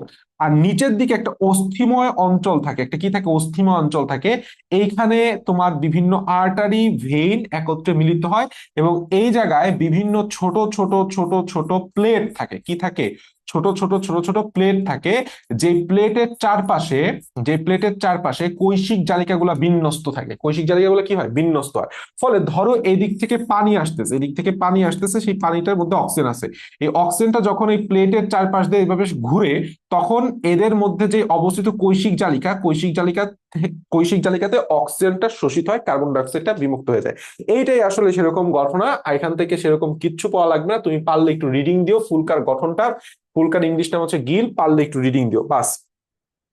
আর নিচের দিকে এখানে শ্বসন কৌশলটা কখনো কখনো সিকিউতে এসে আসতে দেখা গেছে, যে ফুলকা প্রকোষ্ঠ চোষণ পাম্প হিসেবে কাজ করে, এটা এমসিকিউ এর জন্য গুরুত্বপূর্ণ। এখন দেখো এটা রুই মাছের একটা মুখের অঞ্চল দেওয়া হয়েছে। ফার্স্টে আমরা শ্বাস গ্রহণ বা পানির অন্তঃপ্রবাহ বা প্রশ্বাস ইনস্পিরেশন যেটা পড়তেছি, খেয়াল করো হাইপোব্রাঙ্কিয়াল বা হাইপোগ্লোসাল পেশির এবং হাইওয়ার্ড আর্চ এবং ফুলকা আর্চের ক্রিয়ায় গলবিলো মুখগহ্বরে প্রসারণ ঘটায়, নাথিং ইলস। এরা জাস্ট বিভিন্ন টাইপের পেশি, বিভিন্ন টাইপের স্ট্রাকচার, আমাদের যেরকম বিভিন্ন স্ট্রাকচার আছে মাসেরও ঠিক এরকম একটা স্ট্রাকচার হচ্ছে হাইপোব্রাঙ্কিয়াল পেশি। তো যখন এই গলবিল অঞ্চলটা প্রসারিত হয় 100%, তার প্রসারণ হওয়ার কারণে আয়তন বেড়ে গেছে, আয়তন বেড়ে যাওয়ার কারণে তার চাপ সেটা কি হয়েছে, হ্রাস পাইছে। তখন এই মাঝখানের যে মৌখিক কপাটিকা গুলা খুলে যায়, ফলে অক্সিজেন যুক্ত যে পানিটা সেটা এই মৌখিক কপাটিকা দিয়ে গলবিলে অঞ্চলে প্রবেশ করে। এমত অবস্থায় বললাম আমাদের ব্রাঙ্কিওস্টাগাল যে পর্দাটা আর কানকোর মধ্যে, কানকো আর ব্রাঙ্কিওস্টাগাল, কানকো আর বডির মধ্যে যে ব্রাঙ্কিওস্টাগাল পর্দা এটা বললাম খোলা থাকে, খোলা বলতেছি লাগানো থাকে, যার কারণে ব্রাঙ্কিয়াল যে ছিদ্র এটাকে বলা হয় ব্রাঙ্কিয়াল ছিদ্র। এই ছিদ্রপথটা বললাম বন্ধ থাকে, কারণ পানি টানলে বের হয়ে যাবে। এবং পরবর্তীতে কি হয়, পরবর্তীতে শ্বাস ত্যাগের সময় এই পানিটা হচ্ছে ফুলকার মধ্য দিয়ে প্রবেশ করে, ফলে এখান থেকে অক্সিজেন এবং কার্বন ডাই অক্সাইডের বিনিময় হয়। এবং বিনিময় হইতে হইতে আবার সেই টোটাল গলবিলীয় অঞ্চল সহ মুখটা সংকুচিত হয়, ফলে প্রেসারটা কি হয়ে যায়, প্রেসারটা বেড়ে যায়। প্রেসার বেড়ে গেলে আমাদের কপাটিকা তো বন্ধ থাকে, কিন্তু এই যে ব্রাঙ্কিওস্টেগাল পর্দা ছিল, পর্দাটা সরে যাওয়ার কারণে মাঝখানে ব্রাঙ্কিয়াল ছিদ্রটা খুলে যায়, ফলে এই দিক থেকে আমাদের পানিটা বের হয়ে যায়। এটাই হচ্ছে তোমার শ্বাস ত্যাগের জাস্ট পার্ট, পড়লেই তুমি বুঝতে পারবে, এখান থেকে সেরকম কিচ্ছু পড়ার নাই। এখানে প্রতিস্রোততন্ত্র বা কাউন্টার সিস্টেম বলতে কি বোঝায়, নাথিং ইলস। আমাদের যেই বলছে রুই মাছের ফুলকায় অবস্থিত রক্ত নালিকার মধ্য দিয়ে রক্ত সবসময় পানি স্রোতের বিপরীতে প্রবাহিত হয়, যার কারণে আমাদের অক্সিজেন স্যাচুরেশনটা, মানে কি পানির বিপরীতে রক্তটা যাওয়ার কারণে অক্সিজেনটা পানি থেকে রক্তে সহজে প্রবেশ করতে পারে, অ্যারাউন্ড 80% গ্রহণ নিশ্চিত হয়। ঠিক আছে, এটাকেই বলা হয় হচ্ছে কাউন্টার কারেন্ট সিস্টেম। রিডিং দিলেই বুঝতে পারবে, এখান থেকে আর কিছু পড়া লাগবে না। বায়ুথলি বা সন্তরণ থলি বা পটকা এটা একটা হাইড্রোস্ট্যাটিক অঙ্গ হিসেবে কাজ করে, মানে কি প্লবতা রক্ষাকারী অঙ্গ। এর মাধ্যমে আমাদের রুই মাছটা পানির বিভিন্ন লেয়ারে যাইতে পারে। কাহিনীটা কি হয়েছে দেখো, ফার্স্টে আমাদের এখান থেকে একটা এমসিকিউ আসবে, সেটা হচ্ছে আমাদের পটকায় কি কি গ্যাস থাকে মনে রাখবা, কোন গ্যাস থাকে, মানে কি কোন গ্যাস, মানে সিতে হচ্ছে কার্বন ডাই অক্সাইড, ওতে হচ্ছে অক্সিজেন, এনতে হচ্ছে নাইট্রোজেন। এই তিনটা গ্যাস আমাদের বায়ুথলিতে থাকে। এখন এই বায়ুথলি আর অন্ন নালীর মাঝখানে দেখবা যে একটা নালী আছে, এই নালীটা এমসিকিউ তে জিজ্ঞেস করে। এই নালীটার নাম হচ্ছে অন্ননালী, এবং বায়ুথলির মাঝখানে একটি সংযোগকারী নালী থাকে, নাম নিউম্যাটিক নালী বা ডাক্টাস নিউম্যাটিকাস। এটা খুবই গুরুত্বপূর্ণ।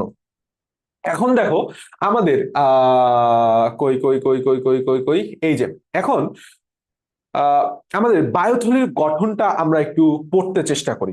তুমি যদি এই ছবিটা একটু দেখো, এই টোটাল বায়ুথলিটার গঠনটা যখন আঁকবা তোমাকে এইভাবেই আঁকতে হবে।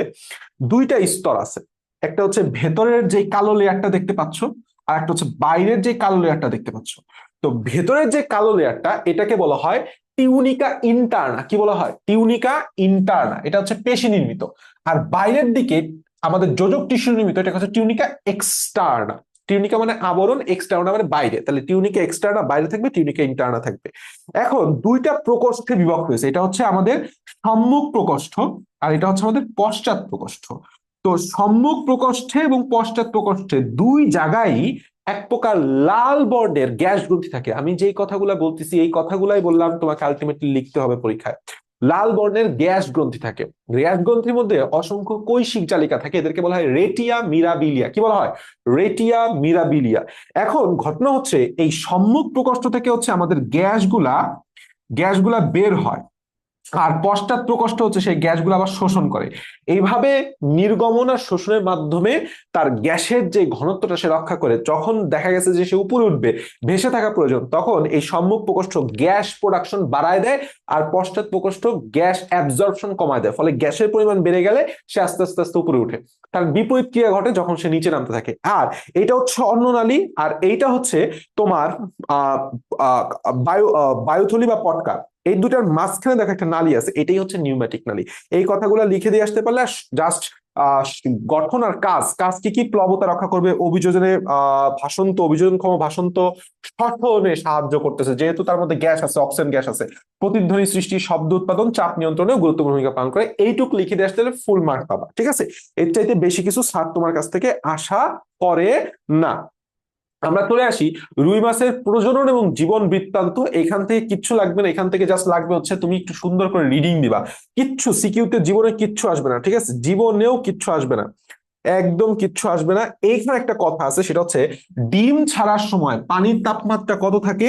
24 থেকে 28 ডিগ্রি সেলসিয়াস তাপমাত্রা। এইটা খুবই ইম্পর্টেন্ট আমাদের এমসিকিউ এর জন্য। রুই মাছের জীবন চক্র লাগবে না।